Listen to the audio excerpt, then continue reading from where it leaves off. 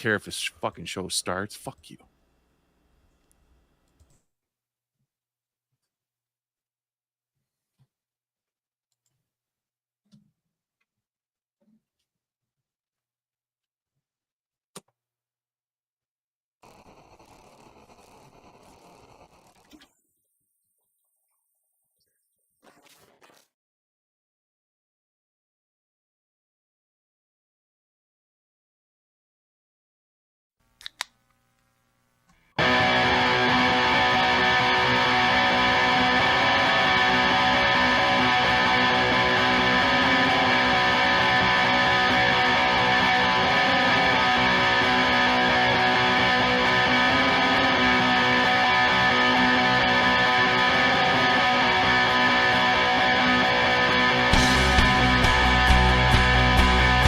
Welcome to the From the 108 podcast, starring the drunk uncles of White Sox Twitter. He's a Twitter-like whore, an Instagram thirst trap, and your grandma's guilty pleasure, Beef Loaf. A West Coast attitude in a decidedly Midwest body, My Sock Summer. And your host, he's sharing obscure music thoughts to give you time to hit the bathroom, Cherizy E.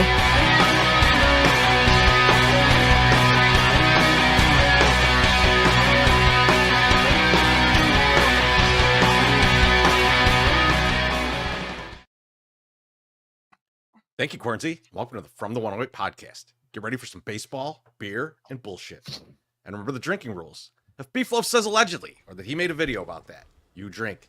If My Sock Summer mentions his time on the West Coast or blames his kids for something, you drink. And if I fuck up the intro or make MSS appear to be dumb, you drink.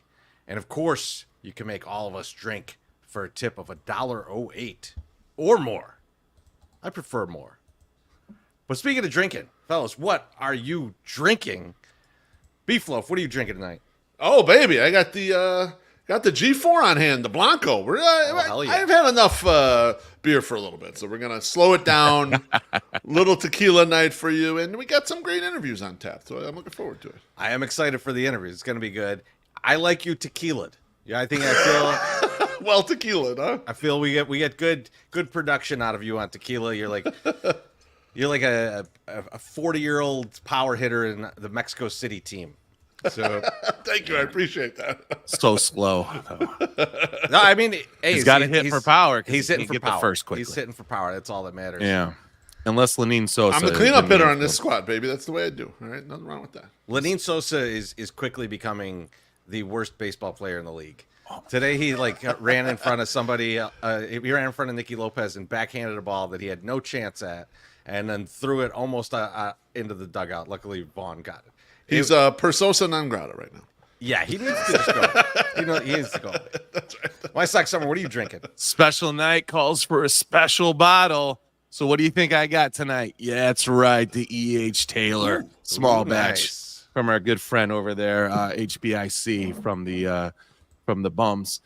He gifted me that bottle a while ago, and he continues to give me one every year, which I fucking love him for. So I'm drinking that tonight because it's a special night, Cherizy. It's not only we have two fantabulous guests, but it's also your birthday eve. So it is. Yes. Woo! So what you got for your birthday? Yes. What are you and my college girlfriend? That's pretty good. What are you drinking for your birthday, Cherizy? I got the courtesy of Copenhagen, baby. There you go.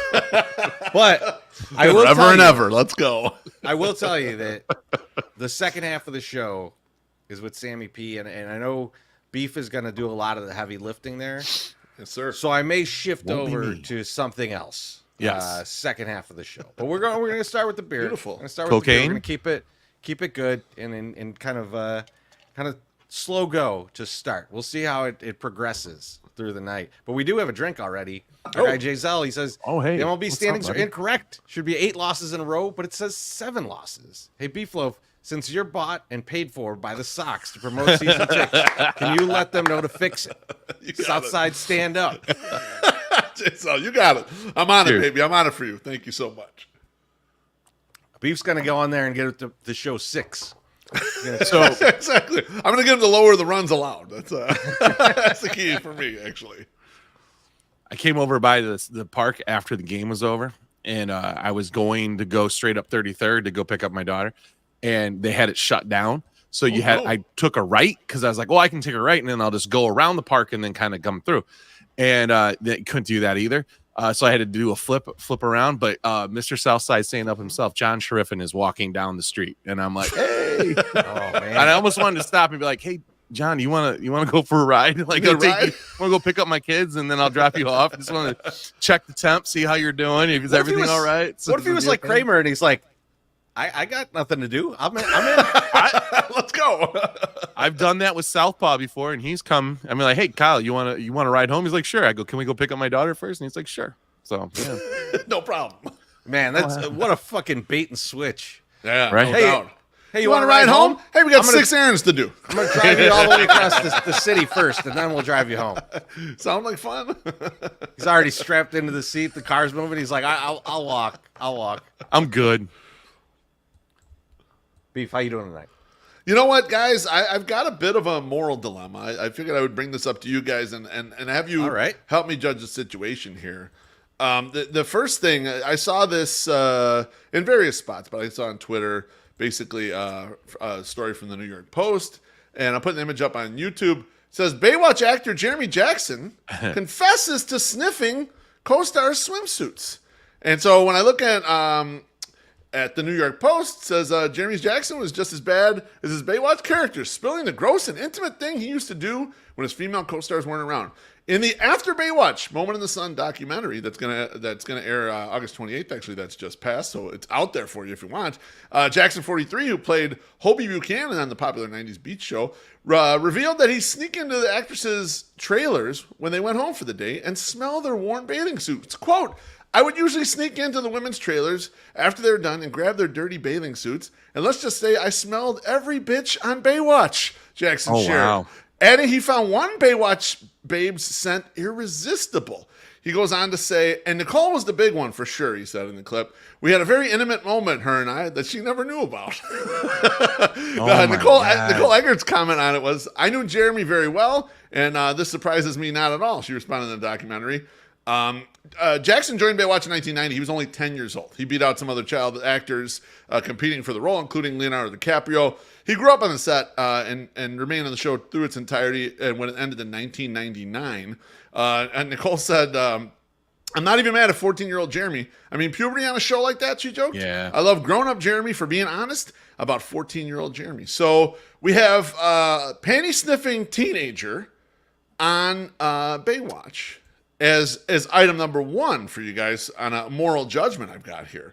Okay. Item number 2, I found this pop up on Twitter, and it was actually a Reddit clip, and it's from a guy who's 22 years old, and he says, my friend uses me for sexual content. I'm secretly the customer that keeps paying her to do it.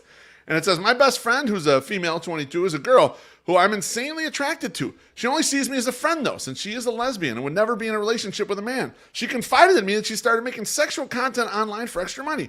It's not that big, but enough for her to pay the rent each month on top of her normal job. She has a full-on secret Insta, Twitter, OnlyFans, etc. It came as a shock, and I asked her so many questions about it, and she briefly showed me her account while we talked about it. She then dropped a bombshell on me that she wanted me to help her with a video someone paid for. Apparently, they were tired of the solo content. I won't get into the specifics of this because I'm not sure the rules here, but she wouldn't do a full-on sex scene because she doesn't like guys. It was more of a fetish thing. She made it very clear she just needed the dick for the video, and she trusted me, and she's doing it for the money, not because she likes me, and she'd give me some of the profit if it helped her. We did it, but I also memorized her username and waited a couple days and subscribed to her anonymously. Ever since then, I've been doing the same thing, paying her anonymously for videos that would include a guy, just so she can keep using me in real life. I feel bad deceiving her, especially since she's giving me back some of my own money, but I feel like this is the only way I'd have an opportunity with her. So my question for you guys is, which one of these two guys deserves to go to jail more? Is it in fact the red Baywatch swimsuit sniffer or purple dick Reddit OnlyFans guy? Which one do you think deserves to go to prison more, Treasy? It's the OnlyFans guy. It's the OnlyFans guy. See, because like the Jeremy Jackson thing's gross. Like it's fucked up. But like he was 10 to 14 years old. 14 in this time frame, right? That motherfucker didn't come up with that. he didn't think, oh, I should do this. He saw some other motherfucker on the set doing it. So like that guy's the one that should go to jail. So you're saying Hasselhoff was buried face deep in the panties. Hey, it could have been the Hoff. It could have been the key grip. I don't know who it was. But I don't think that this like 13-year-old, 14-year-old kid was like all of a sudden like, you know what I'm gonna do today? Someone on the set told him about this opportunity and guided him into the situation. And so I think it's fucked up on its own, but no jail time for him. This other guy, this is like a insane deception of a friendship. This is as close to fucking being Casper as you could get with the person still being awake. No, but she engaged this though. I agree with MSS. That's a little far. She engaged this. She wanted him in on it though, right? I have not been so upset about something you said since you were talking about how with the Jeffrey Dahmer stuff. This is like more upsetting. It's just food, Treasy. Take it easy. Yeah. You're comparing a guy who is being requested to be a stunt cock to a person that raped a girl and then got AIDS. It's not even in the same book, dude. The first time, it's whatever. It's whatever. The next times, he's turning her into his personal prostitute without her knowing it. Listen. And he's getting paid for it. He's getting a kickback. He's getting a kickback. It's like an affiliate kickback, Treasy. When you sign someone for a sports book, you get a little kickback. Oh my God. This guy has figured it out. He's like, it's only costing me like $20 because she's probably getting 40. So and then he's getting 20 of it back. Let me ask you a question. Let me ask you a question. What? When she finds out, how's the friendship gonna be? Who cares? Oh yeah, I'm sure she's gonna be like, oh, who cares? No. You did that? Not that big of a deal. That's fine. He's gonna be who cares. Were you the one who did it the first time? He's gonna be the one who cares. I'm saying, and if she does find out, sorry, but you're also using this guy as a stunt cock. He should be able to do what he wants to. I mean, I don't think either one of these two, 14 years old, smelling like some of the hottest girls available in the 90s, like used bathing suits. I mean, that's not even a sin. I think Jesus himself would be like, this is totally fine.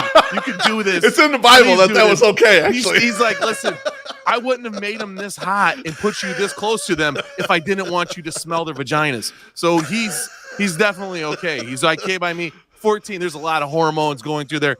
At least he's not like walking around, like was able to walk around. All right, because he probably having an erection the entire time. That should be in the documentary too. Though. How many fucking things? Now the second guy, I see nothing wrong with this. Also, he's helping his friend. He's giving her money, to continue this career, to help pay bills and whatever. And he's getting something from it too. I don't think the deception thing. Yeah, it's a little deceptive. All right, I get that. It's deceptive, but she's willing to do it. It's not like a rape situation. It's not a Casper situation. He's tricking her into fucking him. Doesn't matter. No, but he said, hang on. He says in there that it's just some fetish thing. He said it's not full on sex. It's just the fetish thing. So we don't know exactly what's going on here. Just to clarify that, Treasy. I mean, that doesn't make it any better. I'm not saying it doesn't make it any better. I'm just clarifying. You know what it could be? It could be that big red boot girl just kicking him in the nuts. We don't even know. Like it might not even be. John Carney says, quote, bros before hoes. Jesus. Pretty much. That's what I was saying here. No, I get the idea from MSS. Hey, he's getting used for it, baby, I'll take this from about anybody, but not from Ian. Okay? Let's not talk about what am I talking about? Like, I think that's 7 times a night sometimes when you're sitting next to me and I'm on a gummy. Okay? I'm like, what the fuck is he talking about right now? I'm kidding. Half-heartedly kidding. So the one that goes to jail is obviously the Reddit user, right? I think both of you guys are on the same page. Or MSS, you're unsure. MSS likes that guy. He thinks what he's doing is top notch. Which one deserves to go to jail? It's deception, but it's not jail worthy. I don't think. I mean, if you have to send one of them to jail, it's the guy that's deceiving his friend. But like, I think it's a win-win situation all around. I don't see the bad in it. I'm sorry. If it was it's good for the GDP, is what I'm saying. If it was like if he was paying like her father or something, and then like there was some weird thing and she was forced into doing something. Yeah. Okay, yeah, I understand. It's not. She's doing this because she kind of wants to do it. He's kind of the pimp in this situation, almost. Kind of. But you know what? He's the pimp and the John. And the John. He's the pimp and the John. Weird. It's very strange. It's fucking called evolution, guys. I will give you that. As we talk about this more, it's not a Casper-esque situation. You're right there, but thank you. It is an extremely fucked up situation, and I wouldn't trust this guy with anything. I would trust Jeremy Jackson with my laundry, but not my wife's. Smart. Very smart. Man. Let's get a drink here. Our guy CJ says. Oh, CJ. Oh, God, we're already off the rails. Here's a drink in case I got to run off to work. Sorry I missed you guys last week. Cheers, everyone. CJ, we missed you too, my friend. Cheers. It was just Tuesday. You were supposed to show up and, like, yeah, no big deal. It rained. It poured. Didn't even fucking play the game. My God. We'll talk about it later, but Bossert still one of the worst Nepo hires of all time. He's not the weather guy. MSS, but he's in charge of that for some. We'll get to it. I know. MSS, how you doing today? I'm doing great. It was a fun day today. Got to go over to the baseball game real quick, watch some guys play some meaningless baseball. It was fun. And then rolled out and then went and picked up the kids. But school's back in session, so the kids are gone, which is nice. And I am fucking back into dad world. So I went to Costco, and if you don't know, going to Costco during the week is the best time to go because there's nobody there, and you don't have to like fight lines, and people aren't running you over and all that shit. I never go on the weekends; it's ridiculous. So I was there yesterday, and I had to get gas, and I don't know if you guys have ever gotten gas at Costco. I have not. I have. It's cheaper, but it's much cheaper. It's much cheaper, but here's the deal, and here I'm going to give a hack to some people, and it usually works. So, like they have tanks set up, and I'll show my graphic because I have a graphic. I am very well prepared for tonight. I have my graphic here. This is how they're kind of set up. Now, there's two lanes. Those are pumps, and the arrows are representing the pumps. The cars line up there, and then you go up and you pull onto that side. Now, most cars, their tank is on the left-hand side. So getting the B and the A pumps on on that side, those are the desirable pumps. And if you're a D and a C, you have to reach across the car to fill up. So that's fine. Now, some people, when they're at Costco, they don't wait for the second person to finish. They will like pull up and then back into the first pump so they can get that pump moving. So everyone keeps going as fast as possible. Okay. Which is totally okay. A lot of times these guys get there at the same time. So I'll just wait it out. And I'll be like, I'm just going to wait for the next person to leave. And then I will go up. I'll pull all the way forward so two people can go in at once. It maybe is 30 seconds more, maybe a minute more. Who knows? So anyway, I'm sitting behind B because when I pull into the parking lot, there's not a lot of cars over there. So I'm like, I will go in. Usually I will go to a D and C and reach it across the car. But I'm like, there's nobody in front of me on these pumps. And I didn't realize that the guys had just got there. But so I'm like, I got to wait a little bit. But I'm behind the B and the A. And I'm just waiting. And I'm like, I'll just make the nice little easy transition. Well, there's a woman next to me. And she's in the car to my right. So that would be the upper left-hand corner. And she's just chilling there. And I am there. And I notice the person that's at the A pump is starting to pack up their shit and leave. So they're like, they're getting done with the tank and they're pulling it out and they're getting ready to go. This woman starts inching towards the middle to go around to go get into, like what would be the next spot, which I'm assuming she's going to the C. Right? Because that's where she's in line for fucking C. She does not go to C. She fucking pulls into the fucking pump that I should be going into, which I couldn't get around the truck to get into because she was already in the goddamn middle lane between all fucking 4 pumps. And I'm like, you got to be kidding me.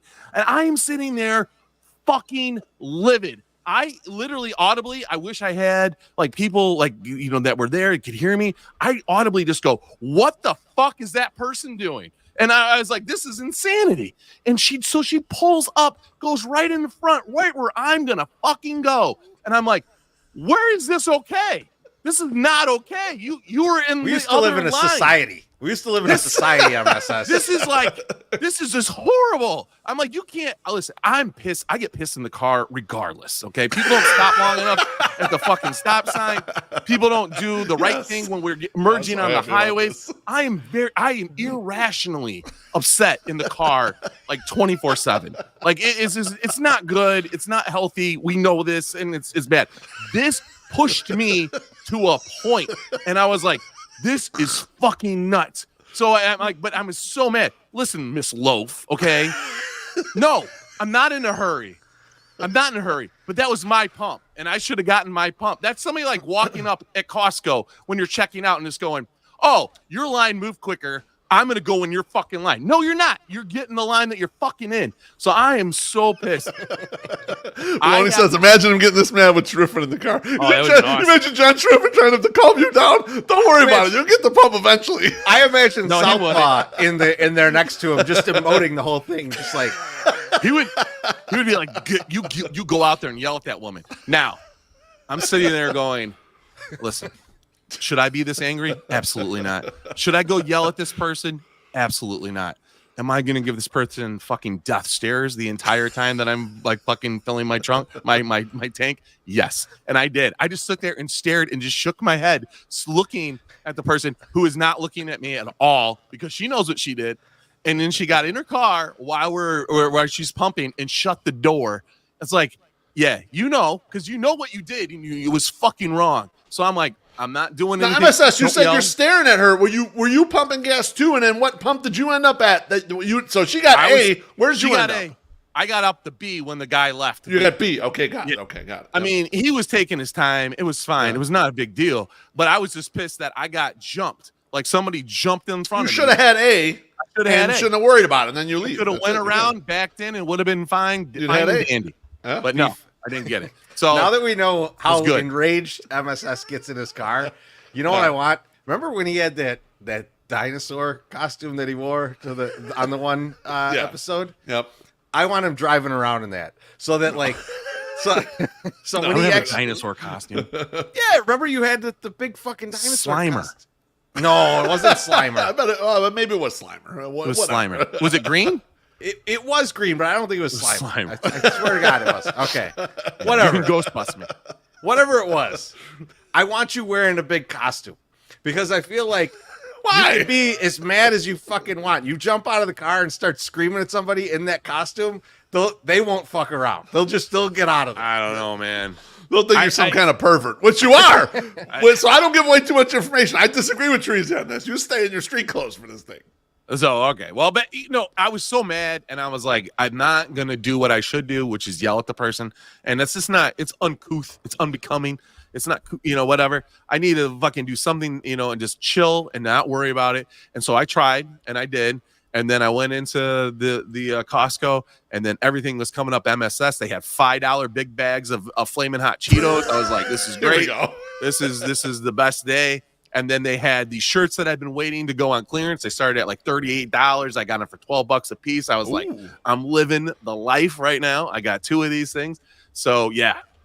Put up the picture of Slimer. You're right. It is Slimer. It is Slimer.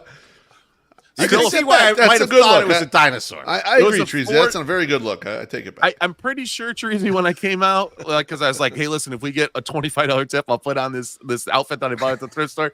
And I go, look at me. I'm Slimer, bitch. And I think that's exactly what I said when I came out. But yeah, so anyway, did not yell at anybody, did not commit a hate crime. Could have been a white person. Don't know. But yeah, I was extremely mad, and I was so pissed. And I was like, if I had a video on me that time, that would have been a great video. We could have put that on the YouTubes and made some money. But yeah, so other than that, I'm doing great. How you doing, Treasy? I'm doing good, but I see our guest is backstage. Our first guest is backstage, so we'll get to him in just a second. Yeah. MSS, I just need you to pay some bills, all right? No, I'm not ready for that. Was not ready for that. But I will be.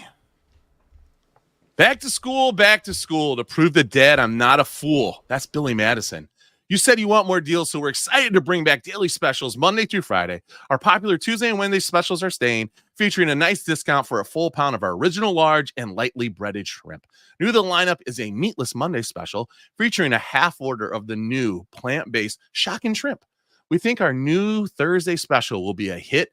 A full order of catfish strips at a discount. And Friday, we want to give some love to our delicious, flaky, made in-house ocean perch. Try them all and let us know what you think. So stop by one of our 4 locations today or visit our website at chicagoshrimp.com to place an order for pickup or delivery. Come see why Lawrence's Fish and Shrimp has been serving up the seafood you crave since 1950. Oh, yeah. All right. We've got a very special guest. He's come back to us, which is, a lot of people get on this show and then they say, never again. But Patrick's different. He decided to come back.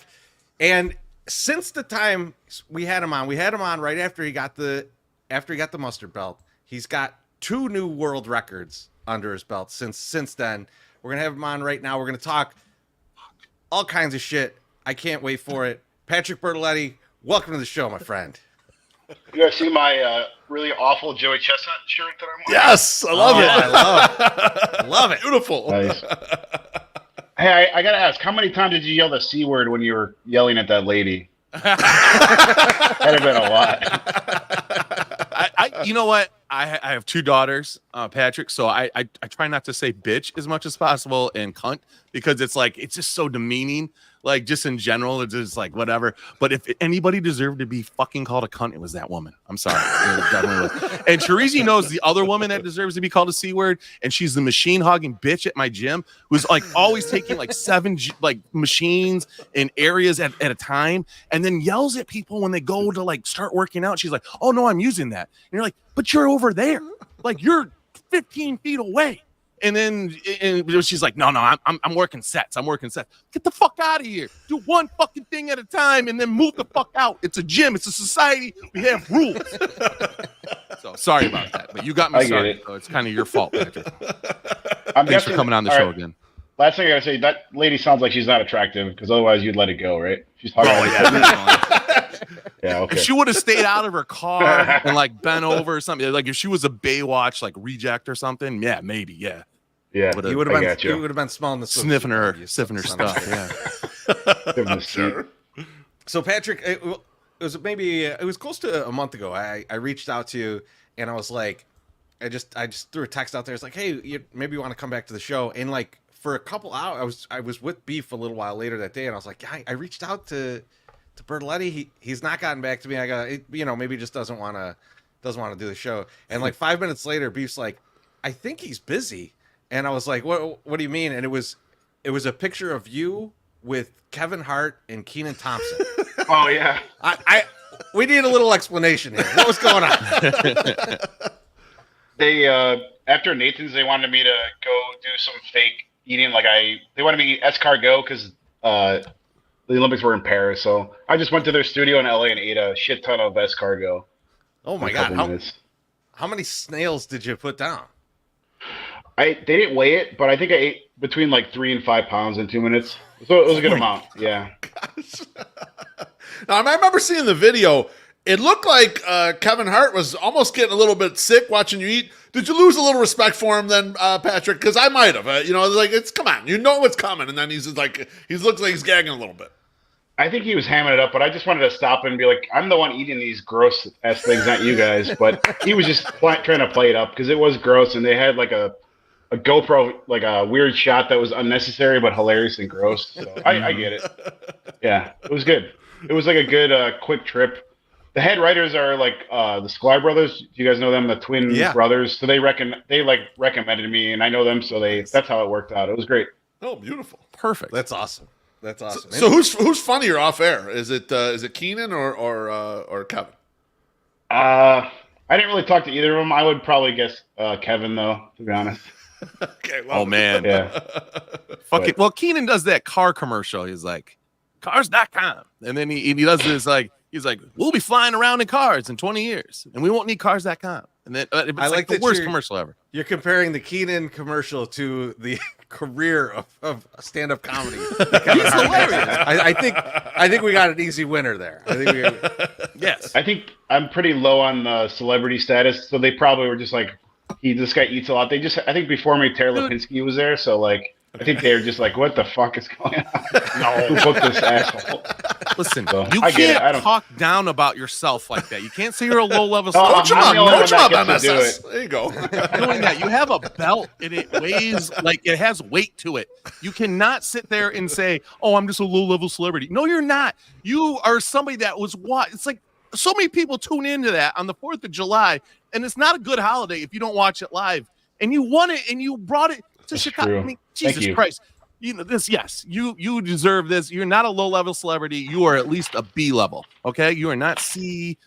Yes, that's the blueberry blueberry. belt. And I got Okay. another belt too. Yes. Look at this. Hell So I yeah. wanted The to talk blueberry. about Yeah, blueberries. when we last talked, you had the blueberries with you. You were training. You were talking. Oh yeah, about I forgot about that. Yeah. it. And so like that weekend, I'm like, I got to see what happened. And I watched a recap video of it. And I think it was 18 and a half pounds, right? Like 18 and a half pounds you ate. Yeah.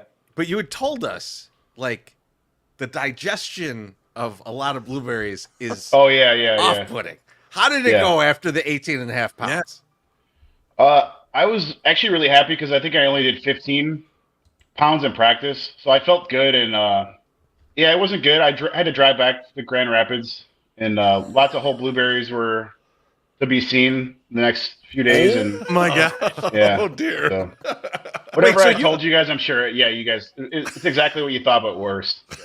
You didn't stay at a hotel. You No, did that and drove back. Like Oh my God. that's a risky drive. yeah, this is true. You know, Is I that have also a world record? The drive afterwards?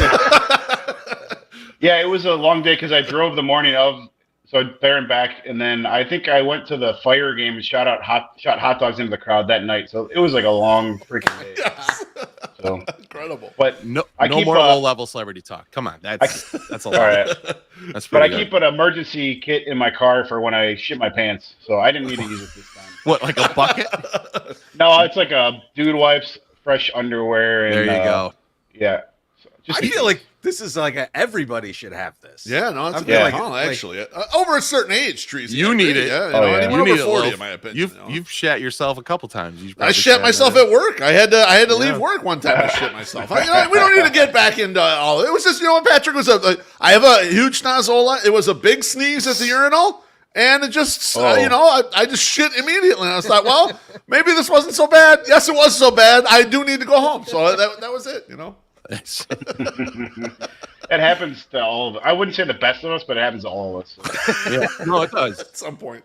Now, did you like when you're like crapping out? Like, it's just full blueberries, or is your poop just like jam? Is it like just jam? It was. Are you There trying was to some, bottle it, MSS? there was some stuff got to a keep point. it.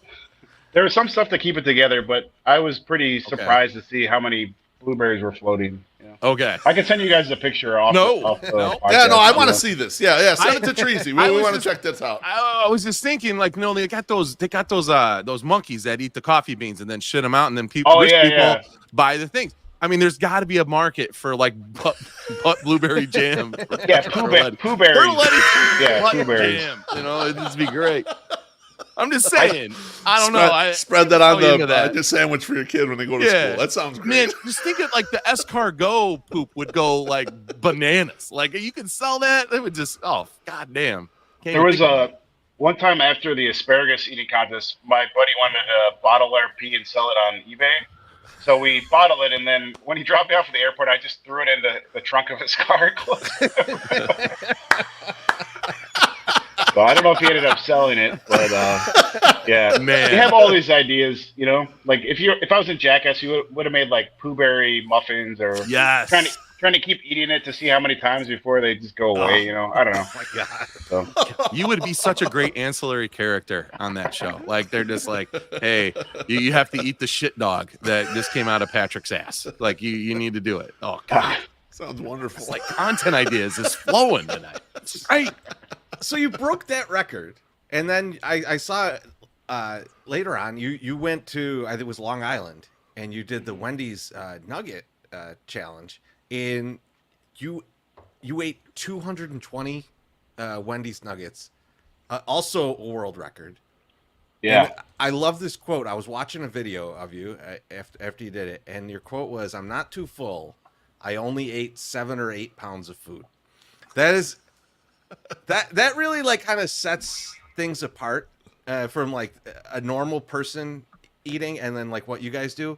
But what I was wondering about when I was watching that, because we did a segment this past weekend on our hot tub show, where we were like, the Sox had 100 losses. What could you eat 100 of? And my Sox Summer ridiculously said 100 deviled eggs. And so, Oh wow. I'm wondering, Which is- like, Oh. how often do amateur eaters think that they could eat way more than is possible? All the time. Yeah. If you're a dude and you haven't been humbled by an actual contest, it's like, yeah, I want to do pizza, or it's it's not even, what we do is not even really eating, and you're just turning your brain off, and I totally disconnect it from it. And yeah, most people always think that. So yeah, you're not wrong. That's normal. Do you ever have to put someone in their place? Like, they're like, oh man, I could eat more. I could do that too. And then you just like jam a whole pizza into your mouth just to show them, like, It used to happen more with beer chugging. I don't drink anymore, but yeah, they'd be like, "Oh, you can chug," and then it's like, "All right, I got to show this guy, what's up." So Yeah. yeah, but I'm not a low level celebrity. I'm a higher level celebrity, so I don't eat like that for Goddamn free. So yeah, to challenge me, they got to pay. Yes. That's right. Hell yeah, Damn that's right. correct. do they ever get into the competitions? Do you do competitions where, like, do you still do any, like, where there's an amateur in the field and like they're just in pain? Yeah, a lot of the times they open up the competitions on the MLE website, and anybody can sign up. So as long as you're 18, you can do it, and that's when you have the most problems, because you get overly excited with the crowd, and then you do kind of turn your brain off, but then it catches back up to you, and your body just revolts, and then you just, those are the guys that you always see puking under the table. Oh, gross. So Absolutely terrible. with the nuggets, I feel like everybody kind of feels, I've probably very stupidly said in the past, like, oh, I could eat like 50 nuggets, or I could do this. Were there amateurs in that one? Did you get anyone who was like just like way out of their league jumping into that one? I think there was a few. I mean, the totals weren't. I think that there's always a few at the bottom. We call them table unders, but the only reason I said 7 or 8 pounds is because, like, coming from the blueberries where you ate 18, like, the weight was really not that much. It was more just it sucked because it cut the shit out of my mouth and throat. So like I was pretty banged up for. Oh. That was more the issue. So I wasn't Because full they're- by any stretch. Because they're actually crisp. So yeah, and you're not chewing much, as we can tell by the whole blueberries that came out. Yeah. So that was more the issue, and like, yeah, they actually were good. They brought them in fresh and they were warm. So like, I trained and made them really crappy, but I should have just known that they would have been. You never know. You always assume they're going to be horrible. So So like, I saw the video of you doing the blueberries, and like you had like you were very systematic about how you did it, so that like you didn't lose any blueberries. There was other guys losing them. I saw somebody after the thing saying like, oh, I should have done 2 hands and stuff. With the nugs, what was the strategy for eating the nugs? Were you just like going straight in, or were like? yeah, so you got like these bowls of 20, and it was just big handfuls. I'm right-handed, it's a right hand, and then just pounding the water. Like, I was not very confident. I think I only won by 7 or 8. So that was just all I muscled through it, and I had more capacity, so I drank a lot of water. So that was the thing, just squeeze the nuggets and then water with almost every bite, and then just try to slam Okay, it, so you just shotgun it down. Yeah. mashing them together before you Yeah. go in your mouth. Okay. Gotcha. Yeah. That's crazy. So it's got to be an advantage to have big mitts. You're a big guy to have big mitts and squeeze them down. You can squeeze more down and get them in there quicker, I guess. Yeah. Like that's. I didn't realize like the logistics of the techniques. Like when you were showing us the blueberries, how you were trying to get over the bowl when you were talking about the training, you can shovel easier. It's like you have to figure that out for every single different type of food. Like what is the easiest path to get these in here? Yeah, before the competition level was a lot less, so I would just show up, no training for the food, and just go out the night before and be really hungover and still win. But now it's like, after winning Nathan's, I'm like, I really want to win the rest of these. And you go in with a strategy. And like the blueberries I think that's one of my favorite records because it's actually really good. It sounds like a lot too. Like 18.5 pounds is like a lot. Yeah, I guess it does. I'll confirm that is a lot. So I don't think I've eaten 18 pounds of blueberries in my life. So like, me neither. And blueberries like are delicious. 47. I'm not hating. Like I like blueberries. Now is that your highest weight amount of food that you've had? I think I did grits, which was 21 pounds, but oh my god! but that was easier. That was just like drinking it. So the blueberries and I won by like 2 pounds by the number 2 and 3 guys at Nathan's. So that made it even better, Oh, nice. Yeah, I recognized guys separating. in that contest. So it was pretty crazy to see the disparity in the weights. Like, yeah. Now, Patrick, after winning the mustard belt, how are you balancing your time between training and then having to do more promotional things or doing a little more like publicity events, like the one you did with Keenan and Kevin Hart? Like, how are you handling like balancing that out? Because it seems like you are doing more of them. Yeah, I didn't turn any interviews down, but it's cold off. So I get requests every once in a while now, but I'm actually taking a break from training. I'm just doing like minimal so I don't like revert back to nothing. So like, okay. I don't know. And I'm going to Vegas tomorrow for Joey's event, which we're going to talk about. So nice. Yeah. So you're going to be out there. That's awesome. Yeah. Hell yeah. Are you doing any other competitions coming up? Is there anything that's on the schedule right now?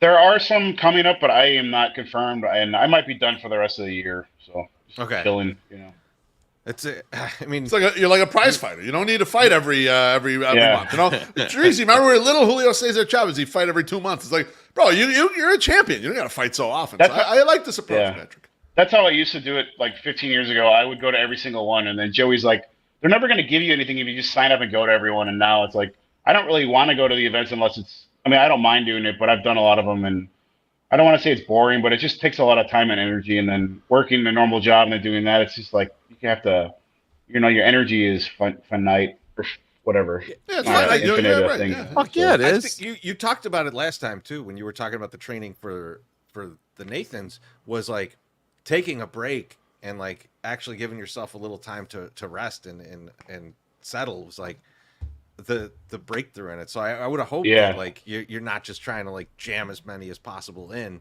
But you mentioned you're heading out to Vegas for the Joey Chestnut versus Kobayashi.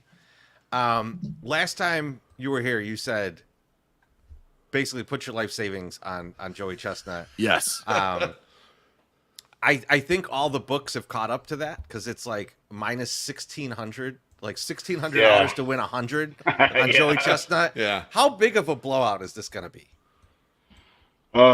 So the unknown is Kobayashi, and the rules are different. So the hot dogs are a little bit different. So there's no dunking allowed. You have to eat it in its entirety. What? So these are all from Kobayashi too. Like Kobayashi invented the separate and dunk, but now that Joey's a way better eater, this is like his way to looking for an edge, I think. Okay. So I think Joey Kobayashi's good for like 70 to 75, and Joey's good for 80 to 85.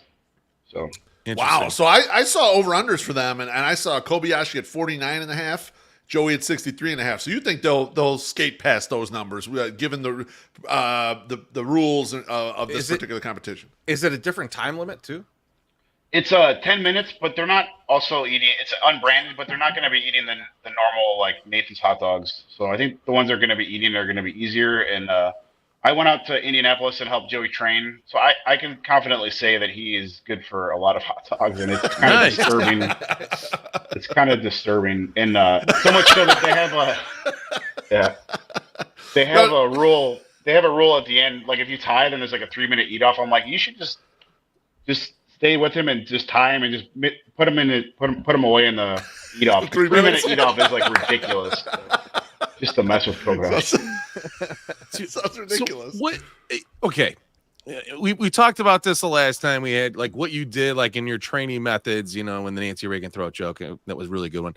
But what are you doing as a training partner for Joey Chestnut in Indianapolis? Like, what does that entail? Like, what are you going to the store to buy the hot dogs? Or, I mean, what? Yeah. I mean, pretty much just coaching him and yelling at him. And okay. I help him cook him a little bit, but he's very particular on how he likes it. So I kind of just hands off there and helping put the hot dogs in the bun. And it does help when you have somebody there, like, motivating you, because, like, you want to eat better. So, yeah, it was just, like, keeping track and yelling at him, and just he did do really well. He did really well. I don't want to say the number, but yeah, don't do that. So, It sounds like it's competitive eater. I love well, it sounds like an accountability friend. Like if you go to the gym, MSS, and you want to try to get a personal record, you want to have a friend there to help you push you a little bit. So unlike you, who just says, "Hey, fat fuck, why are you going to the gym this much and you're still fat?" Why, you know? Well, like, your arms are flabby. That's all I was saying. I don't think you're fat anymore. I'm fatter than you now. Okay, you have a bigger head. Obviously, you have a big fucking Rottweiler head. I have a regular size head, but your big goofy head. Not flabby. I don't know what you're saying. I see that. I see the little, Look at this. This is not flab. Yeah, whatever. Now, do you do almost like almost like scrimmages where you're eating against him just to give him that, like, you're trying to pace against somebody else? Or for him, I think one time we did a thing with burritos and we did it at the same time, but it's better to have somebody watching you that knows it, because then they can tell you what you're doing wrong and when you're slowing down. And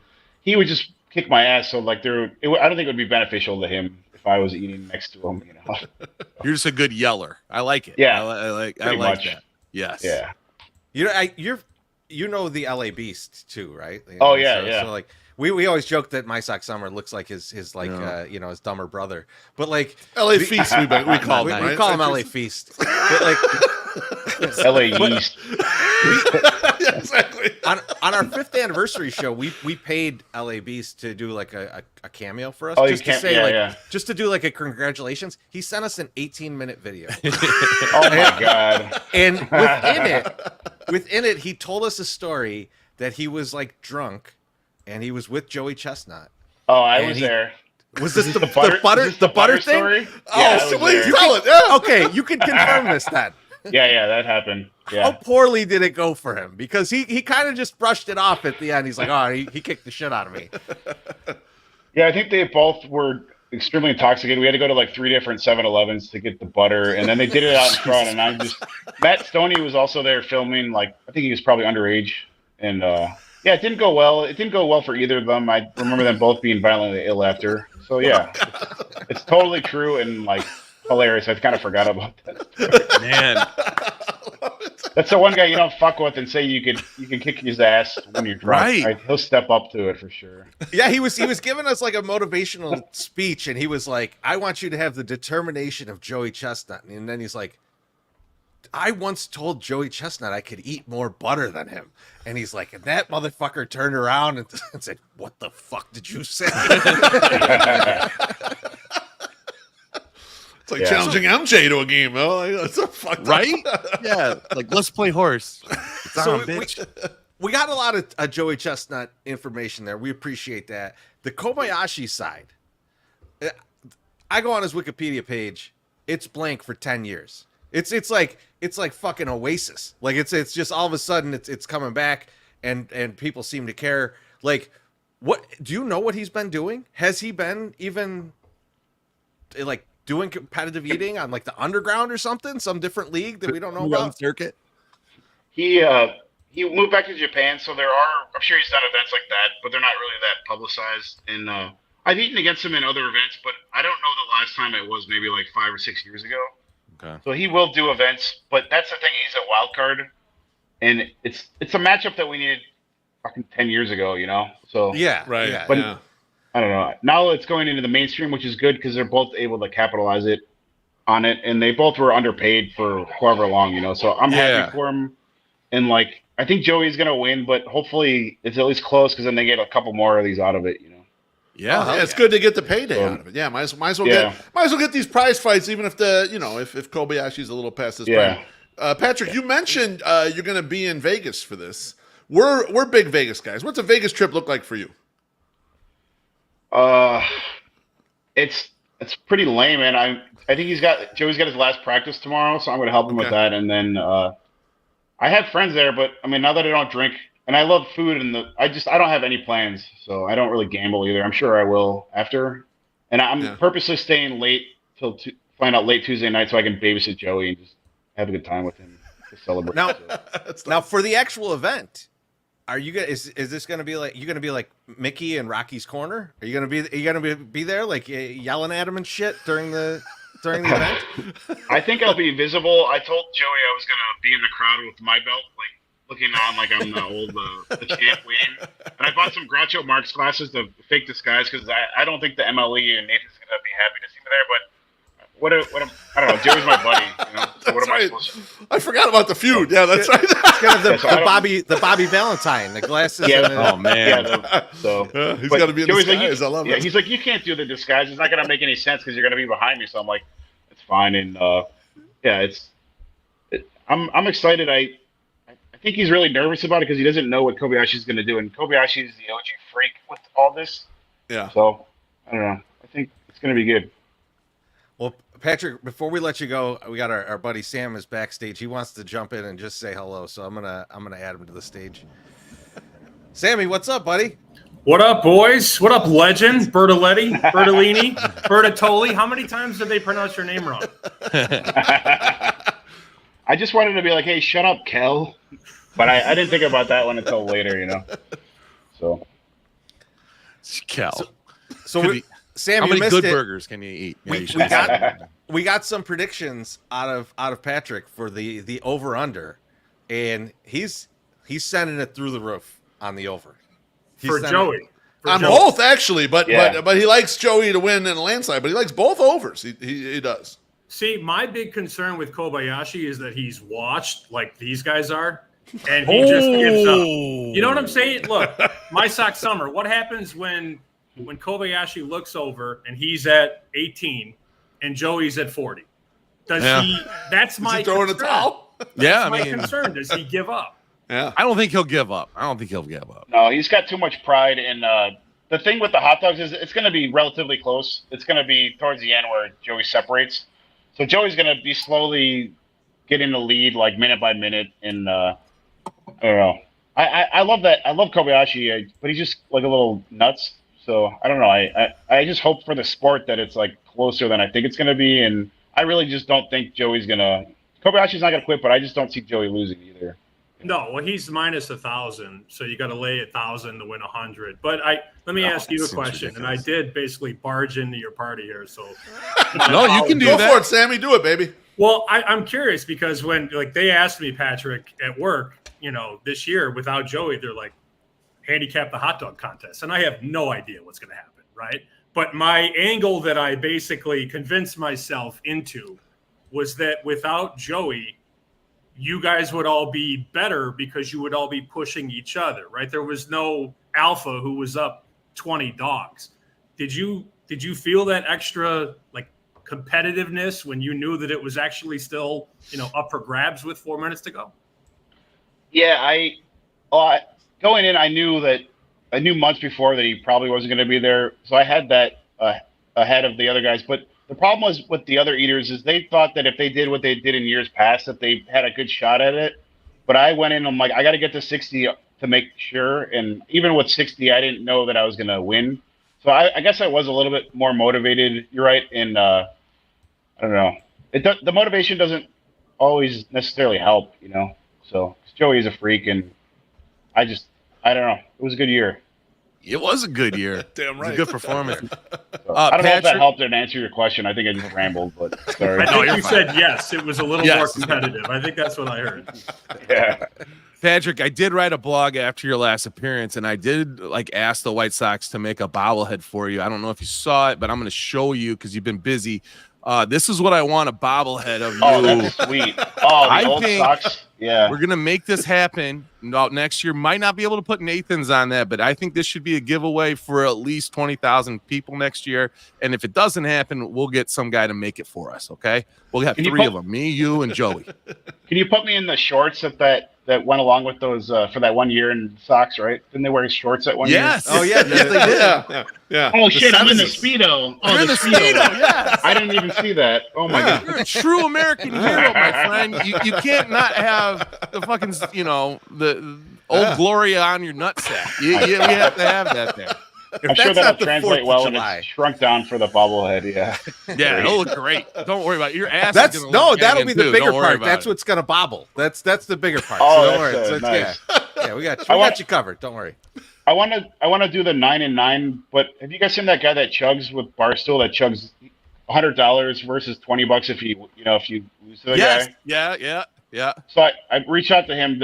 I'm going to see how many hot dogs I can do at a White Sox game, and I want to see how many beers he can drink. I think that'd be Nice. Oh hell yeah, that'd be awesome. So, You better do that in section 108, my friend. That's all. Yeah, that's Yeah, all we need ask. you over by That's us all for we sure. ask. yeah. We'll fly yeah. in by to get Yeah, you we'll in pay there for to do that. Oh, hell yeah. Don't worry about it. Cool. Well, Patrick, man, thank you so much for joining us again. Thank you, It's guys. always awesome to talk to you. Hopefully, we get to see you in the stadium soon, eating a million hot dogs. But yeah, well, we'll just keep in touch. The Oh, yeah. jam. Good Thank luck you, out in guys. Vegas. Always a pleasure. I'll talk to you guys soon. Thank you, Thanks Patrick. so much, Patrick. All right, bye, guys. Bye. The man. That guy's incredible. He is Just fucking incredible. Sammy, you know him prior? You know Patrick otherwise? Or no? No, I No. never met the guy. I was gonna say can I never tell met him you- before either. He's Chicagoan, but I never met him either. The way tell you you a came funny out at him, story. though, I thought you knew him. That's why you were making fun. I'm like, we didn't say his name wrong. We practiced this, and then you were making fun of Kevin Hart and Just whatever the because fuck. you practiced a read my sock summer doesn't mean you're going to nail it. Hey, listen, you get ready because you know what? It's time for me to do another read. Ooh. With the back-to-school season upon us, it's important to ensure your vehicle is ready to handle the increased demands of daily commuting to and from school. That's why our service team at Orland Park Mazda is here to help. Here are 5 crucial services your car needs to be prepared for the back-to-school season. Number 1, rotate your tires. Start the school year right by getting your tires rotated. Number 2, fresh oil change. Regular oil changes not only promote engine. See, that's now I can't say it right, but also contribute to enhanced fuel efficiency. Number 3, replace your air filters. These play a crucial role in maintaining clear intake for your engine cabin. Number 4, replace your wiper blades. Clear visibility is essential when navigating through school zones. You don't want to hit somebody. Number 5, check your belts and hoses. Mazda of Orland Park, home of the Zoom Nation, 8910 West 159th Street, Orland Park, 708-444-3200. Zoom. I swear to God, Eric's gonna text me after this, like Joe Pesci. I think I want my money back. Hold on. Can we take that full screen one more time? Do we Yeah, have you want to that look at it? possibility? I'm glad you got me in the fucking shot. Second from the left on top. You'll get to I school tell you, safely, Sam. The AI is great. I'm like, just make me a Mazda bus because it's back to school bus, right? And then it's like there's all these kids. I mean, it's just nuts. No, there's a word that I used incorrectly last time, and I got ridiculed for it on Friday. And then of course, Longevity. huh? Longevity. Longevity. Yeah, You said longevity. longevity last year. Yeah, last week. Yep. He's a fucked word that up. scientist, Sam. I'm not good, and I write the copy. It's good. How dare you? I put words in there I can't say. So Well, It's you're okay. already out here, but I do want to introduce you. Welcome back to the show, Sam Panayotovich. We are so happy for you with the new BetQL Daily show, and I wanted to cheers you, but I was like, I can't just use the beer. If I'm hanging with Sammy, I'm probably not drinking beer, so I needed to get out a Stormtrooper head full of whiskey, Oh, and Jesus Christ, you fucking nerd. so we're gonna have a little Oh, cheers here. Some have a little Jameson taste. orange. I got some E.H. Taylor. I'm going to put that in here. That's great. I appreciate that, Cheers, guys. Sammy. And I appreciate Very you happy. guys Cheers. already listening and supporting. That's awesome. Yeah. Cheers, Sam. Yeah, I heard your ad on the Score today in the car at pickup, and it was like, "Hey, I'm Sammy P. Tune in live," and I was like, "That's my guy. He's gonna be on the show tonight." And then I tweeted about it, and nobody liked it because Clean read too. Did you hear how clean that read was? I It was did. very fucking clean.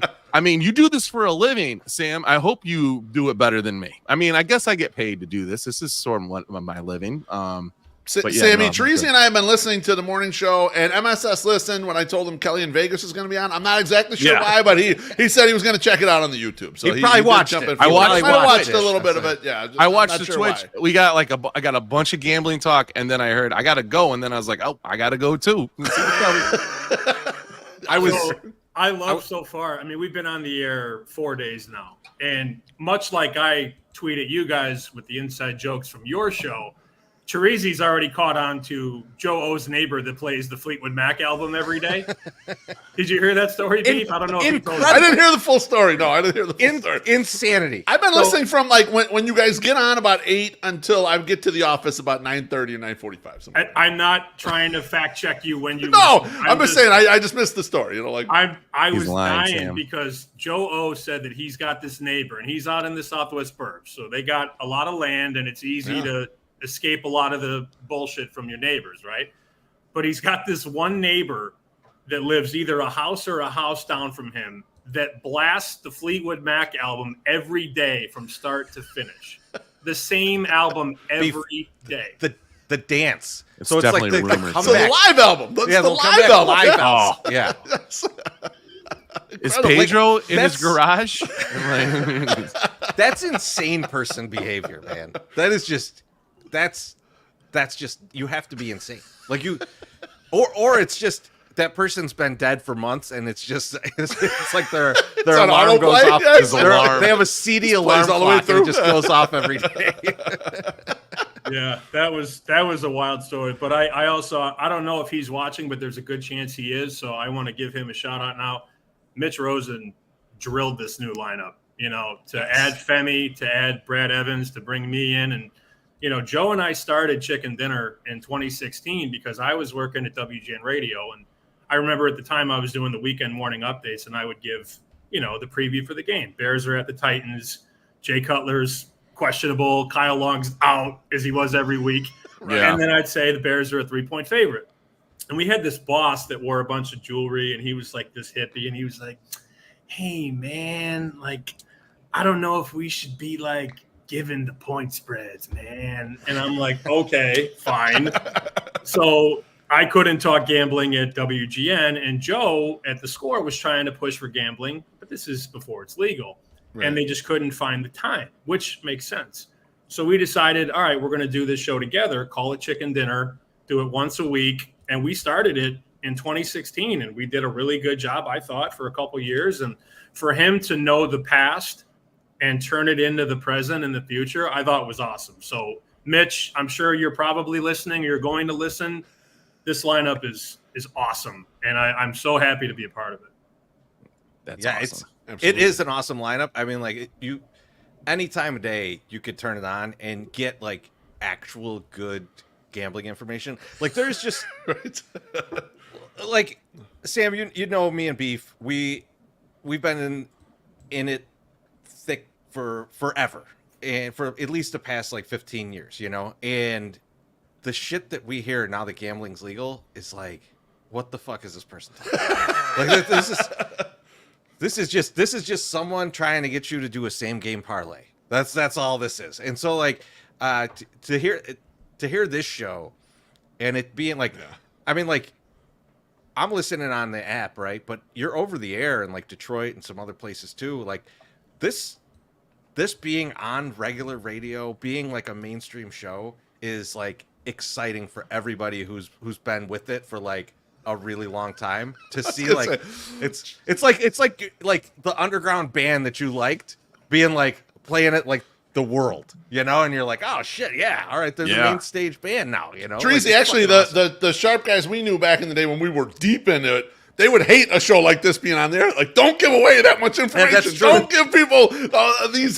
Don't tell them though. Find this here or whatever. Or even the one you talked about this morning, Kansas. I don't know how it's doing right now, Sammy. After one quarter, I was a little disappointed. It was only 7-0. How are we looking right now? It was 34-0 at half, and I must love you guys because I stepped away from my setup. I got the boys are in there firing shots, like they're watching the game, holding down the fort. But I have love for the boys, and another thing about that show is that it gives us such a big window or easel. When I was doing this stuff at Nesson, we had a half-hour show with commercials, so you're doing 22 minutes, and that's really.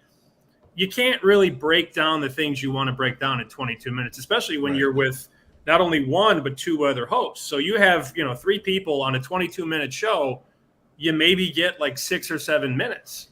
The cool part about this show, it's 9 to 12 Eastern, so 8 to 11 in Chicago every morning, Monday to Friday, is that we can take time. We have 3 hours. It's a radio show on video. So I'm a radio guy. Joe's a radio guy. We have a lot more to say, but we get a better chance, with that platform. So, yeah, I mean, we don't have to, gargle the show for the rest of this little thing, but I do appreciate the support. And I did, it moved a little bit when I saw My Sock Summer retweeted it today. I didn't see that coming. I know. Well, listen, I'm a team player, and you help out my team. You get interesting stuff from these guys, and if they like you, and again, they love gambling. So, and if you're the best, I was like, I gotta get in on this. So this is what I'm doing. Yeah, and I only got the job. Now you're here too. Well, I only got the job when Mitch sat me down. Like the final decision came down to get the job, you have to be at least a foot taller than White Sox Dave. So it happened to work out. That's good. Cleared the bar easily. You know what? It's good. It's good you went. I think it's classy of you to go that route than to go the hair route. All right. So I think I'm gonna say that too. Let's get a couple drinks here. Our guy Husky Bardo, he says, "Cheers, fellas. Hope you guys have something planned for the 108th loss." I mean, it's going to be on the road. It's going to be on the road. Yeah, we're not going to get it at home, unfortunately. Thank you, Bardo. And then our guy Baloney says, "Chicken bake or double chunk chocolate cookie." Oh, I assume that's something. That's a Costco joke. Yeah, that's from the Costco. Yeah, I did not eat lunch there. I wanted to, but I didn't. I was like, I need to get home and put the stuff away. And there's too many people going there just for lunch now. But that, the chicken bake is low key one of the best fucking things ever created. Like, and especially it's like $3. It's like a whole damn meal. This is delicious. Well, the hot dog and drink is still $1.50. $1.50. And if I'm feeling fancy, Sammy, I'll get a hot dog and a drink and the chicken bake, and then just roll home, and it's like $6 with tax. Well, I mean, that's cheap. I think the best part about Costco, it's the only place in this universe where you can get $1.50 dog and a drink, a 25-cent water, and a gold bar. Like, that's the only place you can walk out of there with all of those things. That's true. See, MSS, don't fight with people trying to get gasoline. Just go inside and get all that good shit, all right? Just take it easy. People trying to fight Calm with me. Calm yourself down, all right? People trying to fight with me. They're trying to fight with me. They're like, fuck this dude. I don't need to respect this guy. Sammy, before we grill you on questions about gambling, which we're going to do in a second, back to the show. You and Joe also have a substantial Rolodex of guests that are not only informational but entertaining. And I did not catch the guy's name, but you guys were talking about college football regular season win totals. And the guy's motto was, a number's high for, if it's high, it should be high. And if it's low, it should be low. And his number one that he gave you guys was under 2.5 for Temple. He was talking about what a piece of shit team they were. And I was so enthralled listening to this. He's like, if there's anyone good on this team, they're going to get in the transfer portal immediately and get out of there. I was just like, this is great insight. I know nothing about Temple football, but it made me want to go and bet $1,000 on their under anywhere I could find it. He said under 2.5. He's like, they only have three games so they could even possibly win. So they got to be under 2.5. And I was like, this is great radio right here. And they're not favored in any of their games. So Zero. It could be a lot worse. But the problem is it's hard for a book to hang a half a win or a win and a half because nobody's going to bet you under.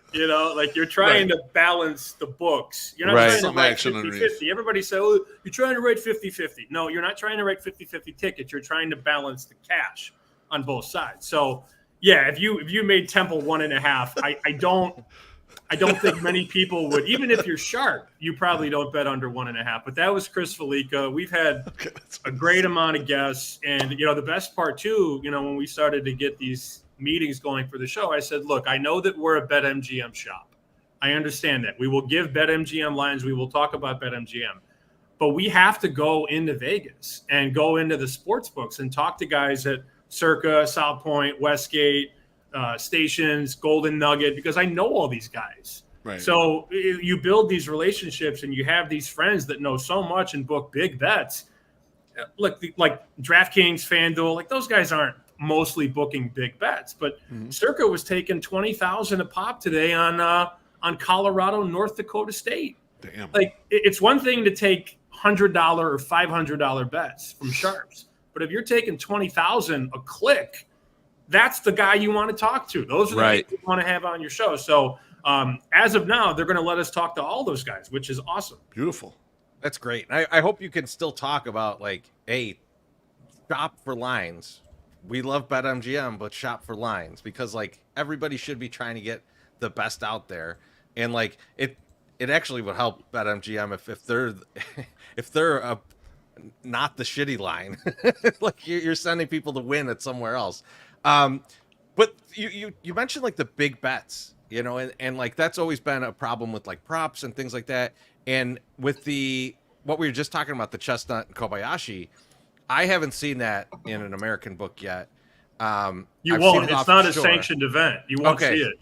It's not like in a lot of states, like in Nevada, for example, it has to be a legally sanctioned event by, not only the hot dog. Well, the hot dog eating contest is not sanctioned, but when they have those exhibition fights, like when Jake Paul fights whoever, that's not regulated by the boxing commission. So if it's not regulated or legalized, it's not going to be a market in a legal market. Interesting. So offshore, can you get an actual bet on any of these things, or is it just $25? I don't know. I don't know. I know BetOnline has it up. I don't know. I mean, maybe $100 a pop. I mean, Mason gives you 100, which is better than some books. It's more than nobody, anyone else, right? I mean, if no one else is giving you. So if you want to bet Chestnut, you got to bet 100 to win 10. They're not going to give you 1,000 because he's not going to do that. And I'm sure you talked about it with Patrick, but the over-under I saw this morning was 62.5 on Chestnut and 49.5 on Kobayashi. Those may have moved a little bit, but I think he's got to take $100-200 on those. Yeah, Bovada's got, I think, 60.5 for Chestnut, which after our conversation, as soon as we get off of this, steam it down. I will be pounding that number. Well, no, you got to set it up. You got to set up.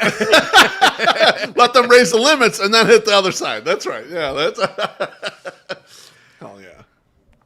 But so, Sammy, I wanted to get into some NFL, some NCAA. But first off, I know you're a big Survivor guy. You do the Survivor every year, and I'm listening to the show, and I want to bring this to the Chicago audience. Oh, great. You're thinking a couple teams for week one. Who are you thinking for week one as your possible choices for Survivor? So it's not Cincinnati. There's going to be 60% or more of every pool taken Cincinnati. They're a 9-point favorite against New England with a rookie head coach and a backup quarterback, ideally with Brissett. But I don't want to be a part of the great purge of 2024. If somehow, some way, Joe Burrow rolls an ankle and, the Jamar Chase slips on a banana peel and they lose that game or tie that game, I don't want to be a part of the great purge. So my two teams right now are either Indianapolis at home as a dog against Houston, everybody's favorite team, or the Tennessee Titans against the Bears. We all know they're losing, right? Wow. We all know that. Man. And then what'll happen? The Bears are a 4-point favorite. So you're taking a 4-point dog. David Kaplan is going to say he's a bust, and it's fucking over. Well, I mean, Sammy, you're taking a 4-point dog on day one of Survivor, is what you're saying. You would take. You don't care. Well, people think I'm be not bold, baby. But you guys know, if I'm going to do it, I'm going to do it. People always say, don't talk about it, be about it. I'll fucking do it. I'll take Tennessee. Put the money in there. That's right. I like Chicago. I like Chicago big picture. And I also, if you listen to the show the last couple of days, I did say, there's a lot of people saying bet over 8.5, minus 160. Nobody ever talks about the juice. Yeah, no, the juice is real high. But why would you bet over 8.5 minus 160 when you could just bet them to make the playoffs at minus 110? It's the same bet. They're going to need to win 9 or 10 to get in. So I would much rather you lay 110 than lay 160. This is a weak conference. It's very top heavy. San Francisco's offensive line blows right now, and Trent Williams is holding out. You got, a Dallas team that's flawed, a Green Bay team that's defense isn't very good. I'm high on Philly, and then there's Detroit. You can never have nice things in Detroit. So I think those teams are probably all going to get in, but there's a nice runway, for that 5, 6, or 7 seed. And Chicago could definitely be a playoff team. I want to give this kid time. And to be honest, I kind of want to bet against him early in the season. Yeah, you want to stay anti the hype. I can't blame you there. I was going to ask too, Sammy. We'll switch order a little bit here. How much Caleb Williams offensive rookie of the year future should I have in my portfolio?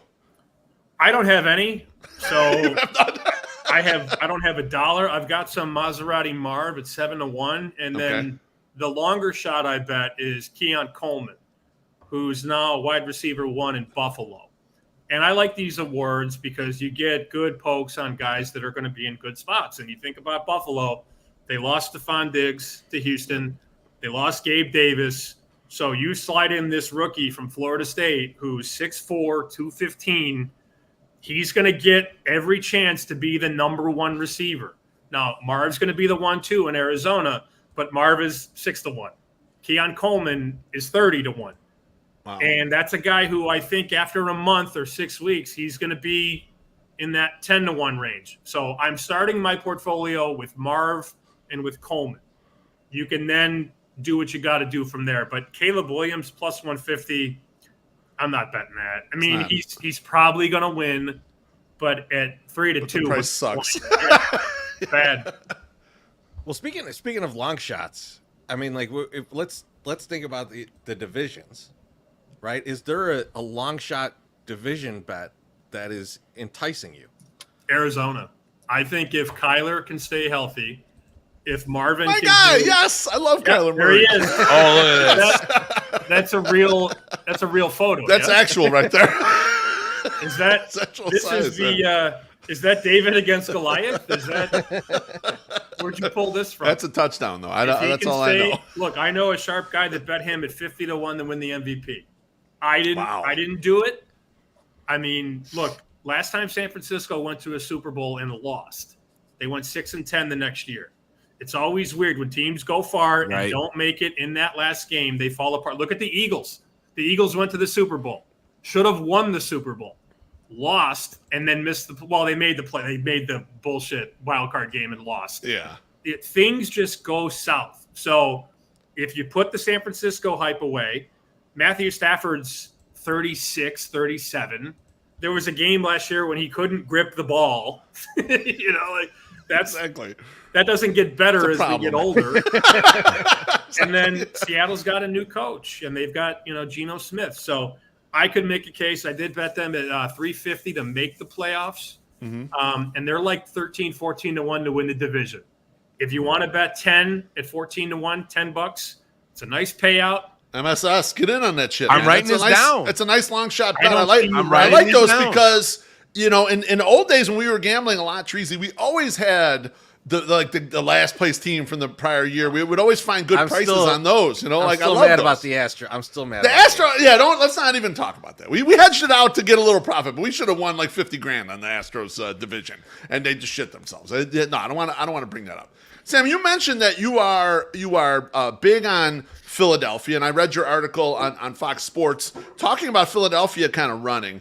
Is there anyone else in the NFC that you like to win the conference? And conversely, who are the AFC teams that you're looking at that you like the price for winning those conference futures?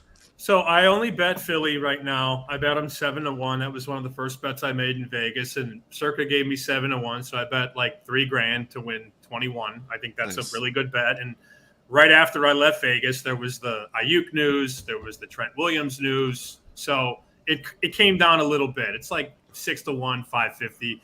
In the AFC, I didn't make an AFC conference bet, but I've made this bet for 5 straight years. Make sure you write this down too, My Sox Summer. I'm writing it down right now. Kansas City. If you've made a Kansas City Super Bowl bet in the last 5 years, they've won you 3. They lost in another one, and then they played Cincinnati in an AFC title game where they were a 7-point favorite. Yep. So the point is, mathematically, if you bet that every year at 550, 6-1, they're going to probably go deep. They're not going to lose in the first round. They're probably going to be a 1 or a 2 seed, and you can do basically whatever you want off of that bet when they ideally make their 7th straight AFC title game. And, say Kansas City's at Buffalo or at Baltimore. The line's only going to be 3, then you could take Buffalo money line or Baltimore money line, and now you have the Super Bowl representative from the AFC. So it's a bet that it might be a little square, right? But, 3 wins at 6-1 is 18 units.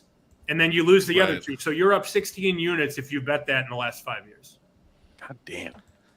To that point, you mentioned a bet the other day that I was like, I didn't even realize this was currently being served anywhere, which was betting the division that wins the Super Bowl or goes to the Super Bowl, I think it was. And you mentioned the AFC East. So if I'm betting my Kansas City future, it's a good idea to get that AFC East bet and say like, okay, one of these teams might be the team playing them. So you could get, I didn't think about it that way, but you're a smart cat. If you take Kansas City, well, the 6s are gone. But if you take Kansas City at 11-2 or plus 550 to win the Super Bowl, then you take the AFC East to win the Super Bowl at 6-1. You've got 5. Well, you don't have the Patriots because they're not. But you get. We'll talk about them later. You get. How long is this thing going? Jesus Christ. We're almost done. You got Kansas City, New York, Buffalo.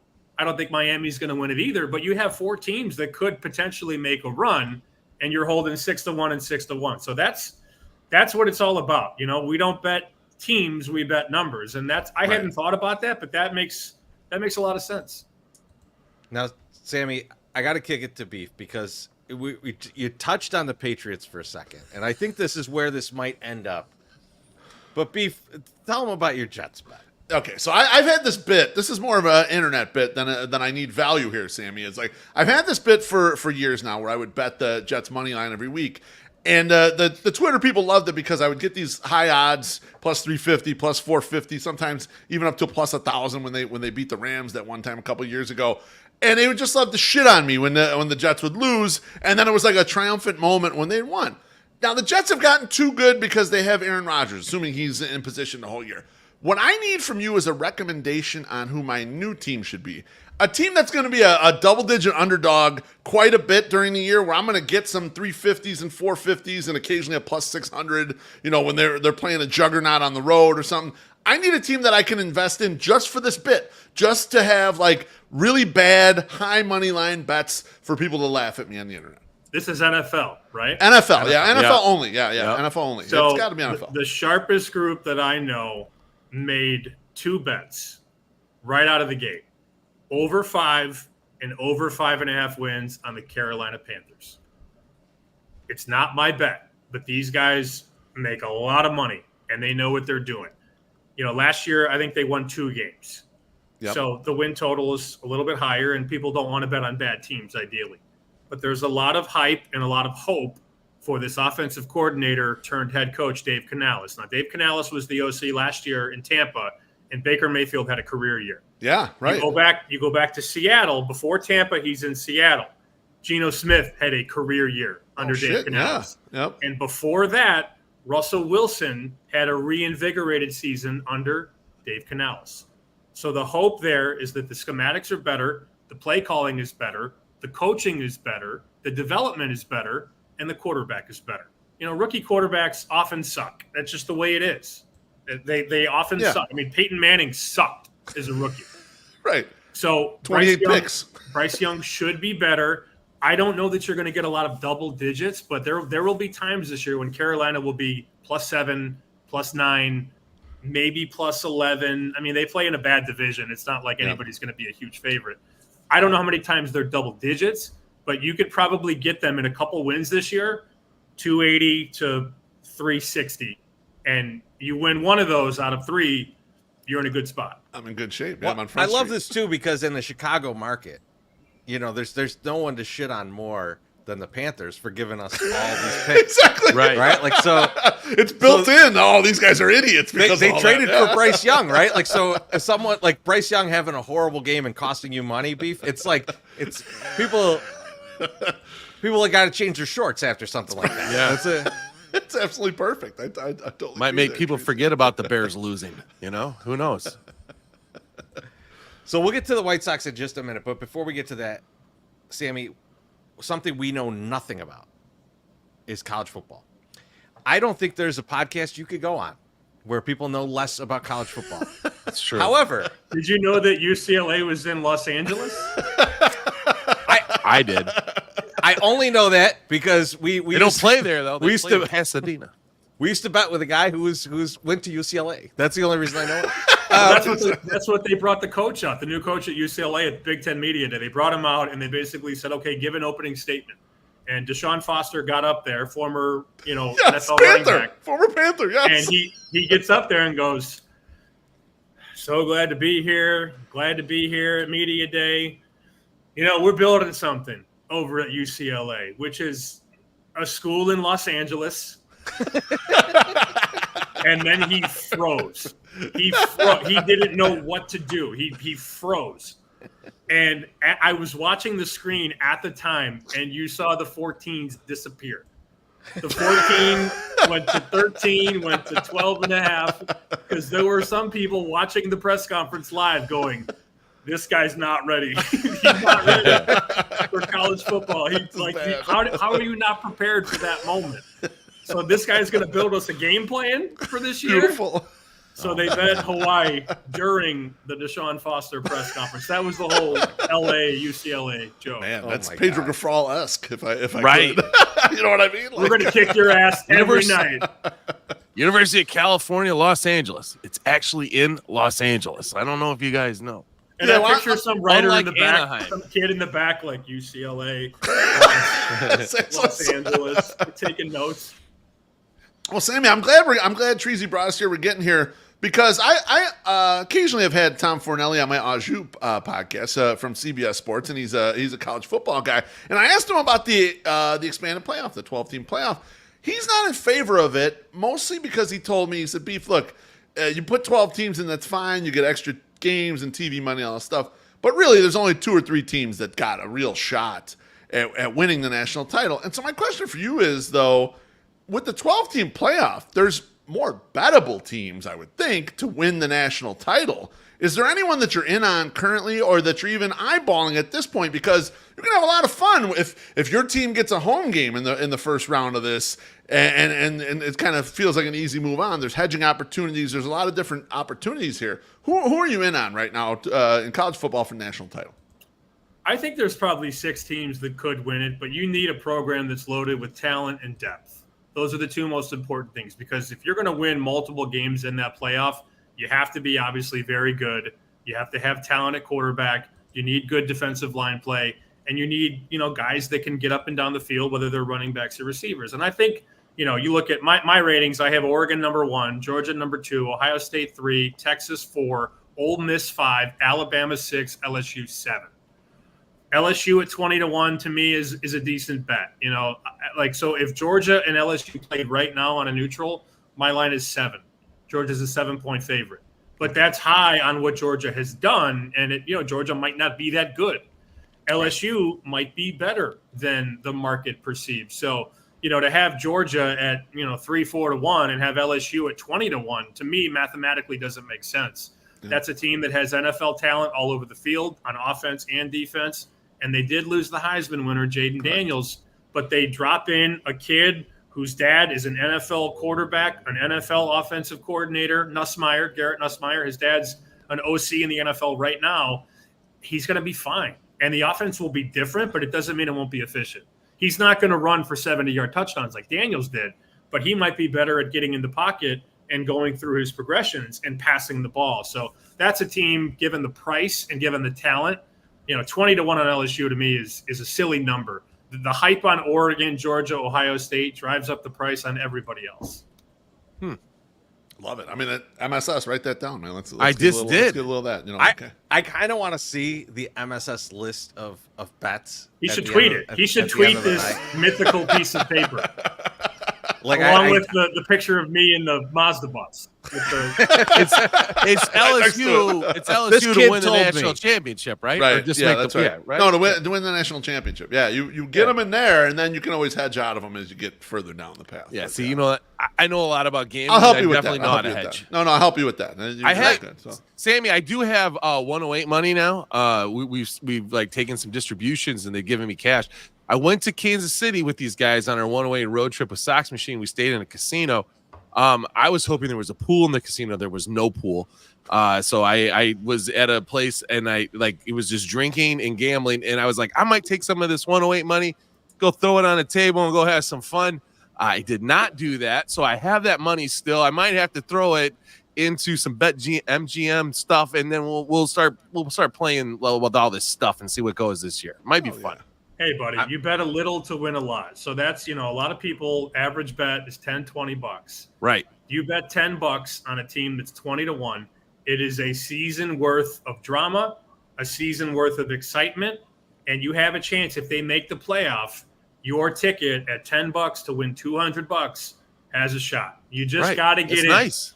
You just got to get it. We're not betting. Some of these guys bet $2,000 to win $30. This is not that. This is not that. It's like I'm not that guy. Be like betting the 27 Yankees against the White Sox. It's a good bet, but if it loses, you're cooked. Right. Bad pricing. Sam, we're talking about the playoff, and MSS brought up, is this to make the playoff? Which that is a bet. You can bet someone to make the playoffs, and whenever there's something new, there's usually an edge to be found. Where's the edge to be found in teams to make the playoff? Ooh.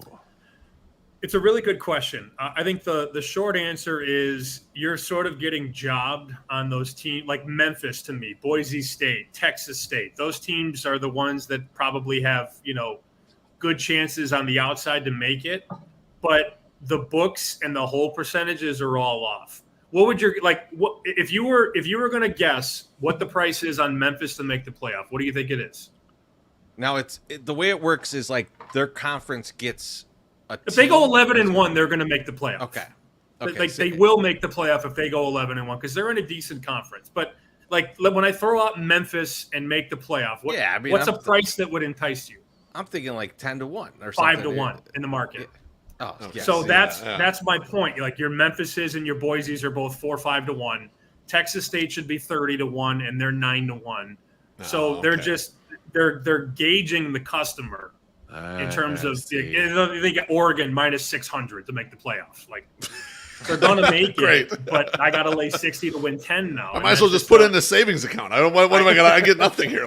So I 6-month bet. Unfortunately, there's not a really good market in terms of giving you a fair shake on the. People always ask I want a long shot to make the playoff, and I could give you Illinois at 20-5, 30-1, but it's not going to happen. They're not going to make the playoff.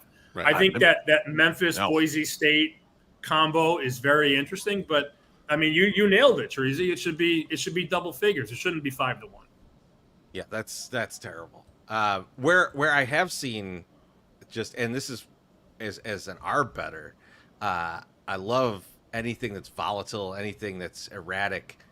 And I see you betting on this too, so I want to just get your opinion on it. The FCS games. It just feels like a Billy Walters special, right? Like they're like somewhere, like you see the lines move, and you're like, "Well, if they had those limits." It's like what Billy just sent out 35 guys to every casino and said, "Give me this line," because all of a sudden, Sam, we saw it last weekend. You're on 17.5 for a team, and I'm like, I got the other side at 14. Like this is the kind of volatility that you see in the FCS. Is this one of your favorite markets to play in? Yeah, because they don't know what to make the number. They don't know where to open it. And, you can take a sharp bet or two, and I know these guys because these are the guys that I make moves with. They gave me the Kansas over this morning. It was 58.5. It closed 64. Is it going to win? I don't know. It's not my fault if it doesn't. Like, we did our job. We moved it from 58.5 to – if somebody tweeted me at the end of the first quarter, what the hell? Nice pick. And I'm like, you got 5 points of line value. What do you care? Like, yeah, it's my fault. Kansas fumbled at the Lindenwood 15. It's my fault. So, and look, it's 48-0 at the end of the third quarter. Right. I need 2 more touchdowns. I'm probably the dog, but I don't know what's going to happen. But if we can make the right bets, we're going to move these totals, especially the totals. 3, 4, 5, 6 points. There was a year. Do you guys remember the team that didn't punt in college football a couple years ago? They didn't punt.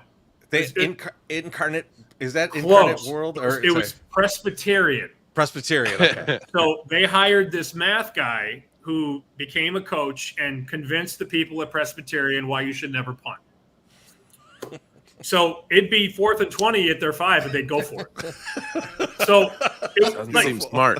I mean, these games were in the 90s and 100s, and the first total was like 71, and we bet over 71, and I think it closed 77, and the final score was 62-28. It wasn't even close. Eventually, about a month into the season, they had a total that closed 94. And at that point, how are you betting over 94.5? You just can't. Like, everything has to go right, and you still aren't going to get to 95, 96. Yeah, it's no. And like, people bet it up. They bet it from 89 to 94, 95. And we were just like under 95, under 94. And that was the game that was 50-17. And people are like, oh, this team sucks. Well, yeah, like they do suck, but you can't be betting over 94.5. But that's how much that total, like that spectrum, moved over 5-6 weeks from 71 to 95. Man, fucking ridiculous. Sammy, I don't want to put you on the spot right now. But I'm going to put you on the spot. But I'm going to put you on the spot. How are my NIU Huskies going to do this year? They going to do good, or are they not going to do good? Oh, geez. It's bad, isn't it? No, let me just pull this up real quick. I wasn't prepared for that, so give me. I know, and I should have texted you. So like we had a guy, Bruhan Luke. He's at Pearl Jam tonight at Wrigley Field. Beautiful Wrigley Is that Field. the guy that wears sandals 12 months out of the year? Oh, no, but maybe. He's the big deadhead, but he was like, hey, give me a good pick, and I go, oh, dude, NIU's gonna win, and this was like 3 years ago. They're gonna win over 7.5 games or whatever, and they won like 3.5 games or 4 games or something. It was really bad. They won 3.5. They won 3.5. So I've got fuck up, Chris. I'm showing you why I'm valuable. Showing you why I'm valuable because I pulled this up in about 35 seconds. So I've got Northern Illinois as the 81st best team in the country. Okay, and that's not bad. My notes on Northern were take a look at them to win the MAC at 8-1.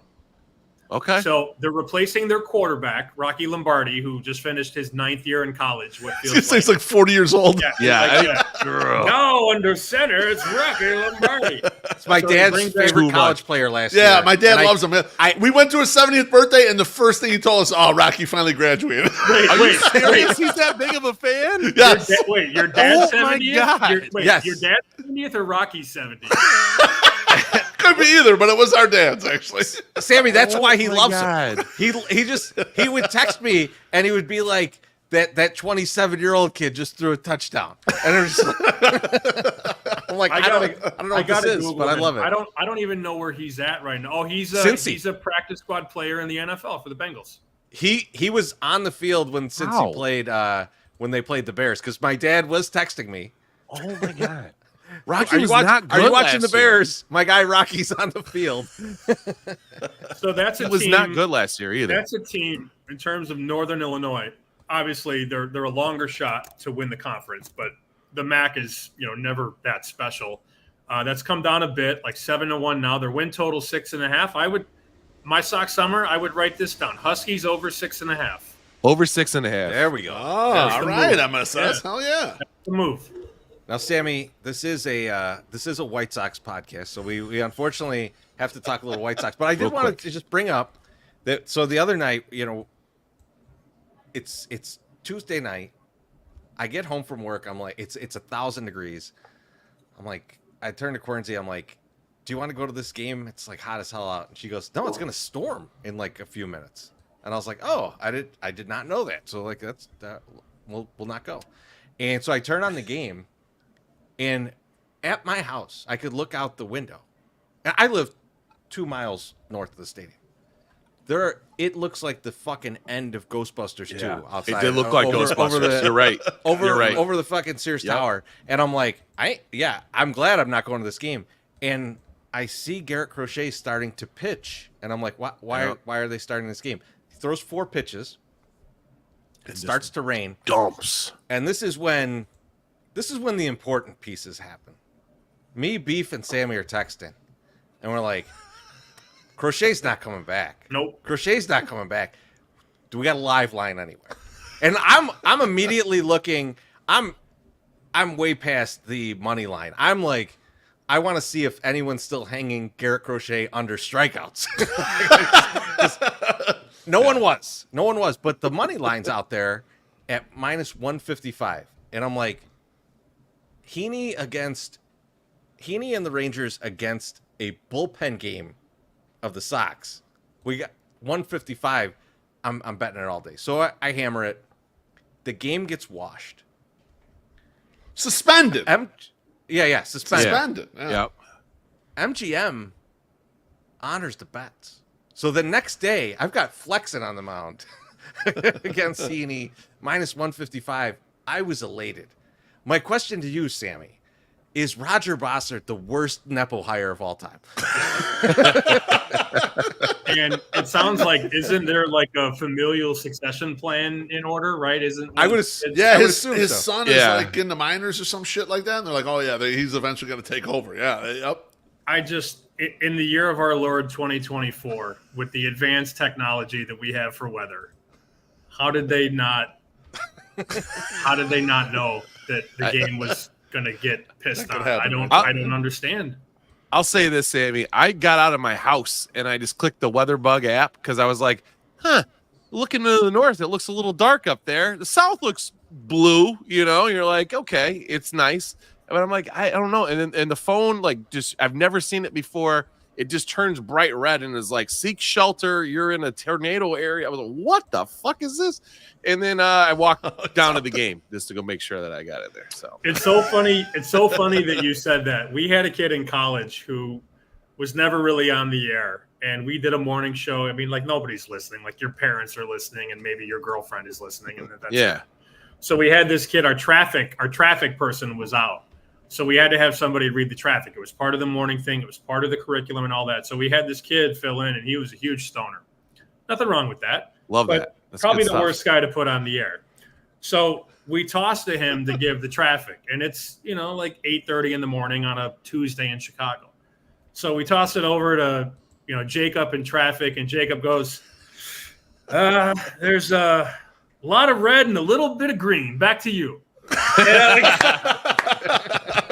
Yes. And you're like, what he means. Like, there's traffic everywhere. Yeah. Red is bad. And he goes, a little tied up. There's a lot of red and a little bit of green. And that was it. It was a 2.5 second weather hit. It was outstanding. Merry Christmas, everyone. It was so funny. It was so funny. I'm going to smoke that green later, and you guys have a good day. Sammy, one last White Sox question for you here.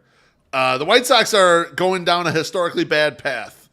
If you're writing the number that they come out at February 2025, what's their win total open at next year? With this team careening towards one of the worst records ever. What are you opening at? I mean, you start at 55 and go from there. You kind of gauge. I mean, what they'll do is they'll make it obviously low for a purpose, but wasn't this year's total 70-ish? It was around like 69 or 70. 66, I think. Okay, so mid 60s. It's hard. It's hard to make a team 50. Even Oakland this year. Oakland was awful last year. Right. Oakland's win total closed at 57.5. Yeah. So let's call it. All right. You say, all right, I'll give you it. Like, let's play this game out, right? My Sox Summer, 55.5. You going over or under next year? See, I'm thinking I got to take over. Okay. Because they can't be this bad again, can they? They can't. It's rapid fire, buddy. Pass the baton, will you? What do you think? Yeah. B, 55.5. Over. Yeah, over. Okay. Teresi. Hammering the over. Okay. So now we're at 58.5. Right. And at 58.5, it's a very tough bet. That is a tough bet. I'm still over. I think I'm still over. Okay, Because most so teams we're- don't so, all right, flush we're between at 60, 59.5, 60.5, whatever. Yeah, so you start getting back up to we get to a point to where the average guy goes, and when you get to that point, that's the number. Yeah. If I ask a podcast of White Sox fans 55.5 and you all say over, I know that's a bad number. So now I move it 3 wins, and now at 58.5, it's a conversation, it's a debate. Right. 55.5 was clearly not. So we get there by literally polling the room. Right. Yep. So That said, look that for a said, I think- 61.5 fucking line to open. Right here. That's what you're saying. If you come out with a 55, though, I bet a lot of people will go under. Just looking at this team is horrific. I have Right, bad news. I have bad news, guys. Kansas was up 48-0, and Lindenwood kicked a field goal to make it Way too long of a drive, too, Sam. 48-3. 6 minutes left. We need a kick return. We need a kick return for a touchdown. Big field goal there, my Sox Summer. Big field Man. goal. What a pussy. I mean, Brutal. come on. What do you, All right, Sammy, how about this, though? How about this? Kansas What goes are you- for what are 2. you kicking Go a for 2 field on the goal next on? touchdown. Go for 2 on the next touchdown. Why are you 'Cause kicking he's a got field money. goal down 48 Maybe he's got money on the under. Sorry, Sammy. I knew that was happening. Where's the pickleback? Where's the pickleback? What's going to happen is I'm going to have to holster Twitter the rest of the night because somebody's going to say nice pick, bitch. And I What can't are wait you for the saying? morning show. I can't wait to hear you in the morning if this doesn't make it. It's going to be great. it's not going to make it because they kicked the field goal down 48. It's not going to happen. Here, Cheers. hold on before you take that. We got- This is for CJ. Yep. CJ says, gotta go to work. Love you guys. Gotta Cheers. go to work. Oh, thank And you, happy CJ. birthday to me. Appreciate And you. thank my you. friend. Happy birthday, Yeah, Reezy. happy birthday, Teresa. You're on the what? 30? You're tomorrow. Yeah, 30th. Nice. Yes, he is.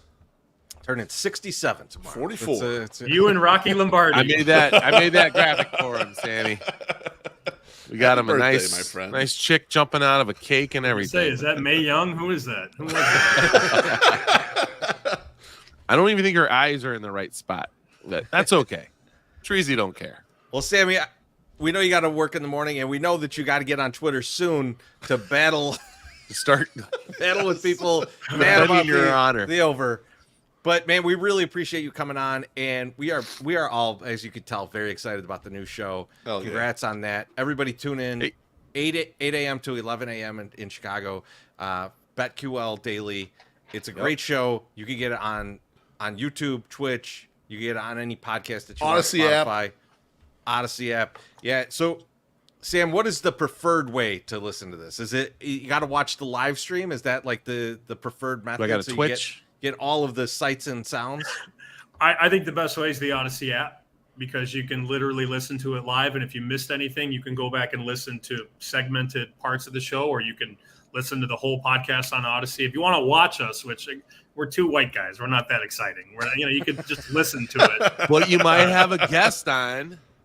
Maybe. Right. Kelly in Vegas might show Kelly up, in and then Vegas maybe might be there. MSS wants to watch. Okay, so watch the Twitch then. The Twitch would be your There you spot go. to watch for that. That's what I You gotta- watched.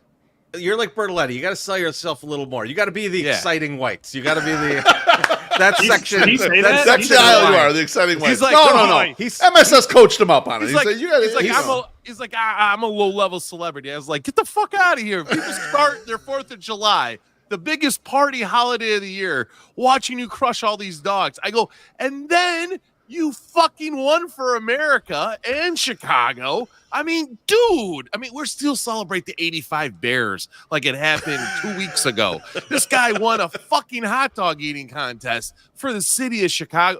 I'm like, stop selling yourself so goddamn short. And you tell those fucking people that they need to give you more money to eat all that blueberries. To be fair, if I was him, money. I would have that belt around my forehead until the next year. I would have that every week. Why not? He didn't even bring it out the first time we interviewed him. I was like, you got the mustard belt there? And he's like, oh, yeah, hold on. And then he went and got it and then brought it out. I was like, how do you not have this just on all the time? Just he had the blueberry. He knew, though.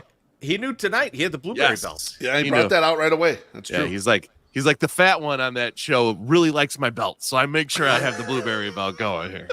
Unbelievable. 18.5 pounds of blueberries. That's still blowing my mind. But Sammy, thank you so much, man. We appreciate you coming on. And, we'll do this more. We'll get you in the tub again. That's a fun time.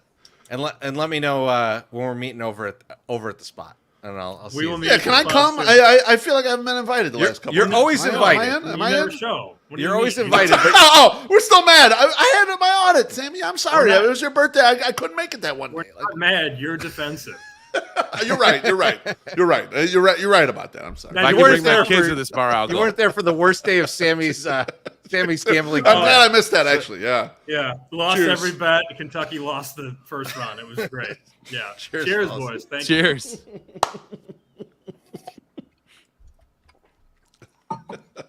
That was great. That was great. Just the best. I literally have 1, 2, 3, 4, 5, 6, 7, 8 bets I'm gonna make. Yes. I have 8 bets I'm gonna make. Sit down, James Brown, baby. I would love it if MSS just ripped all of those bets, hit clean everything, clean sheet, Teresa. just like hammers it down, and then it's like, I'm just gonna follow every one of Sammy's bets. And then I love don't know if sports I wanna betting do all of a that. sudden. We'll I love see- betting we'll see. sports. I'm gonna get in. We'll see I the love that ledger shit. after that. Yeah. But guys, I think we're almost to the end here. I think it's time for thank yous and GFYs. Yes, sir. MSS, gonna start with you, my friend. So my thank you says thank you for all the birthday wishes. That was last week. I'm gonna say a preemptive thank Nice you work. to members of the 7th Line Army, who are the Mets super group that will be in our stadium this Friday, Saturday, and Sunday. I'm gonna say thank you for giving me all your Frank Thomas bobbleheads. I really hope that I get those, and I'm They gonna are go there home. on Saturday. They are there they're gonna be Saturday. there. Yeah. So I want to thank you to them, and thank you to all you people that are going, because this has been the most requested giveaway item this whole year. Ooh. I've gotten a lot of DMs. I'm not going to be able to make it on Saturday. The team sucks. I can't give them my money, but can you please get me a Frank Thomas bobblehead? And I'm going to do what I can to get everybody taken care of. So I don't know if I'm going to go out and sell my soul in the ramps and try to buy them for $5 a piece. Last time they took my ID and photocopied it. I don't want to do that again. It's bad look. So, but I want to thank the 7th Line Army for hooking me up with all their extras, and I will buy at least one guy a beer. So we'll see what happens. I got a quick drink we got to get to. Happy Hell early yeah. birthday miracle list from Joey P. Thank you, my friend. Thank you. I appreciate Joey it. P, bless you. Beef, who are you thinking are GFY? I got a GFY, the Lenin Sosa Truthers. In the immortal words of Slavko, is this what you all wanted? Because this has been horrible, and you finally saw the culmination of it. Everyone wanting, you got to play Lenin Sosa. You got to play Lenin Sosa. And then he's been just as shitty as usual, but in a very dramatic way the last few days. Yep. Hopefully everyone has gotten off of him. Hopefully all of you that are watching White Sox right now Gotten can off get too. off of these guys when you realize it's over. The guy didn't make it. It's okay to move on. We move on to the next guy. That's what we got in young players. So GFY to the Lenin Sosa Truthers, not to Lenin. I'm sorry, it didn't work out, but yeah, you're not going to suck. He had his chance. Yeah, he's out. Yep. Teresa. A quick happy birthday to, not to me, but to Mad Max, who just celebrated his 70th. Yes. Oh, yes. So that was Great time awesome to get time. together with him. Yep. hung out, played some cards with him. We did. Beef rolled us. He had the mechanic's hand. He was fucking us over dealing. You know what I was happy about? Not Son so of a much bitch. that I won. I knew I was going to win because I'm a good card player in general. But Bonita, she had a strong card game. She played well and she won some money. So I was happy to see that. She, she tight aggressive. I like that. Nice. And then I just want to thank my employer for creating a fake holiday called pre-Labor Day that I have off tomorrow. Oh shit! I thought you actually took it off. I did not take it off. That's awesome. I did not take it off. I looked at the calendar this year and I was like, that's Star Wars night and all that shit. I was like, maybe I'm gonna, take that day off. I looked at my work calendar and it said pre-Labor Day, and it was a company holiday. I was like, I don't know what that is. I'm not gonna ask. I'm not gonna ask any fucking questions. You just won't be there about this. I will just not show up. That's I'm good. But multiple people confirmed we truly do have the day off tomorrow. So I'm psyched. Thank you, because I was not going to show up anyways. But that's awesome. Hey, we also got to think. Go ahead. No. No. I'm going to end the show. So go ahead. Oh, so if you guys are looking to buy some merch, we got Star Wars Night is tomorrow, but I can ship you a shirt after Star Wars Night that says Southside on it for $5 off. Go to our website all weekend till fucking Tuesday at 12 a.m., which is midnight. So yeah, it's midnight on actually Monday, but you know how this works. Fucking USA 5. USA 5 is the code. Use it, $5 off from now until fucking midnight Tuesday. So please, just get the fuck out there. Buy some shit. I got too many fucking tubs of shit back here. Please, buy our stuff. Let's get this stuff to your house. It needs to be in your basement. I got free stuff to give away. I got broken La Pantera bobbleheads I can give you. I got other giveaway items, all that shit. So yeah, please. USA 5, $5 off all weekend. Hell yeah. Buy some merch. Come on. Buy what's some wrong merch. with you people? Oh, we got one more. Happy birthday, guys. I plan on pitching pre-Labor Day tomorrow.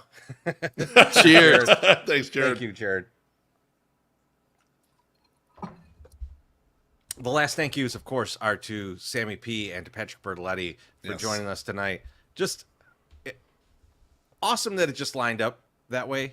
So we could get a little crossover talk between them about the betting on the hot dog contest. Just an awesome time tonight, guys. Thank you, and to everyone who watched and everybody who's listening. Thanks so much. We'll talk to you soon. Greg Hall, the mighty player, on the field, the true slayer, Chicago's hero.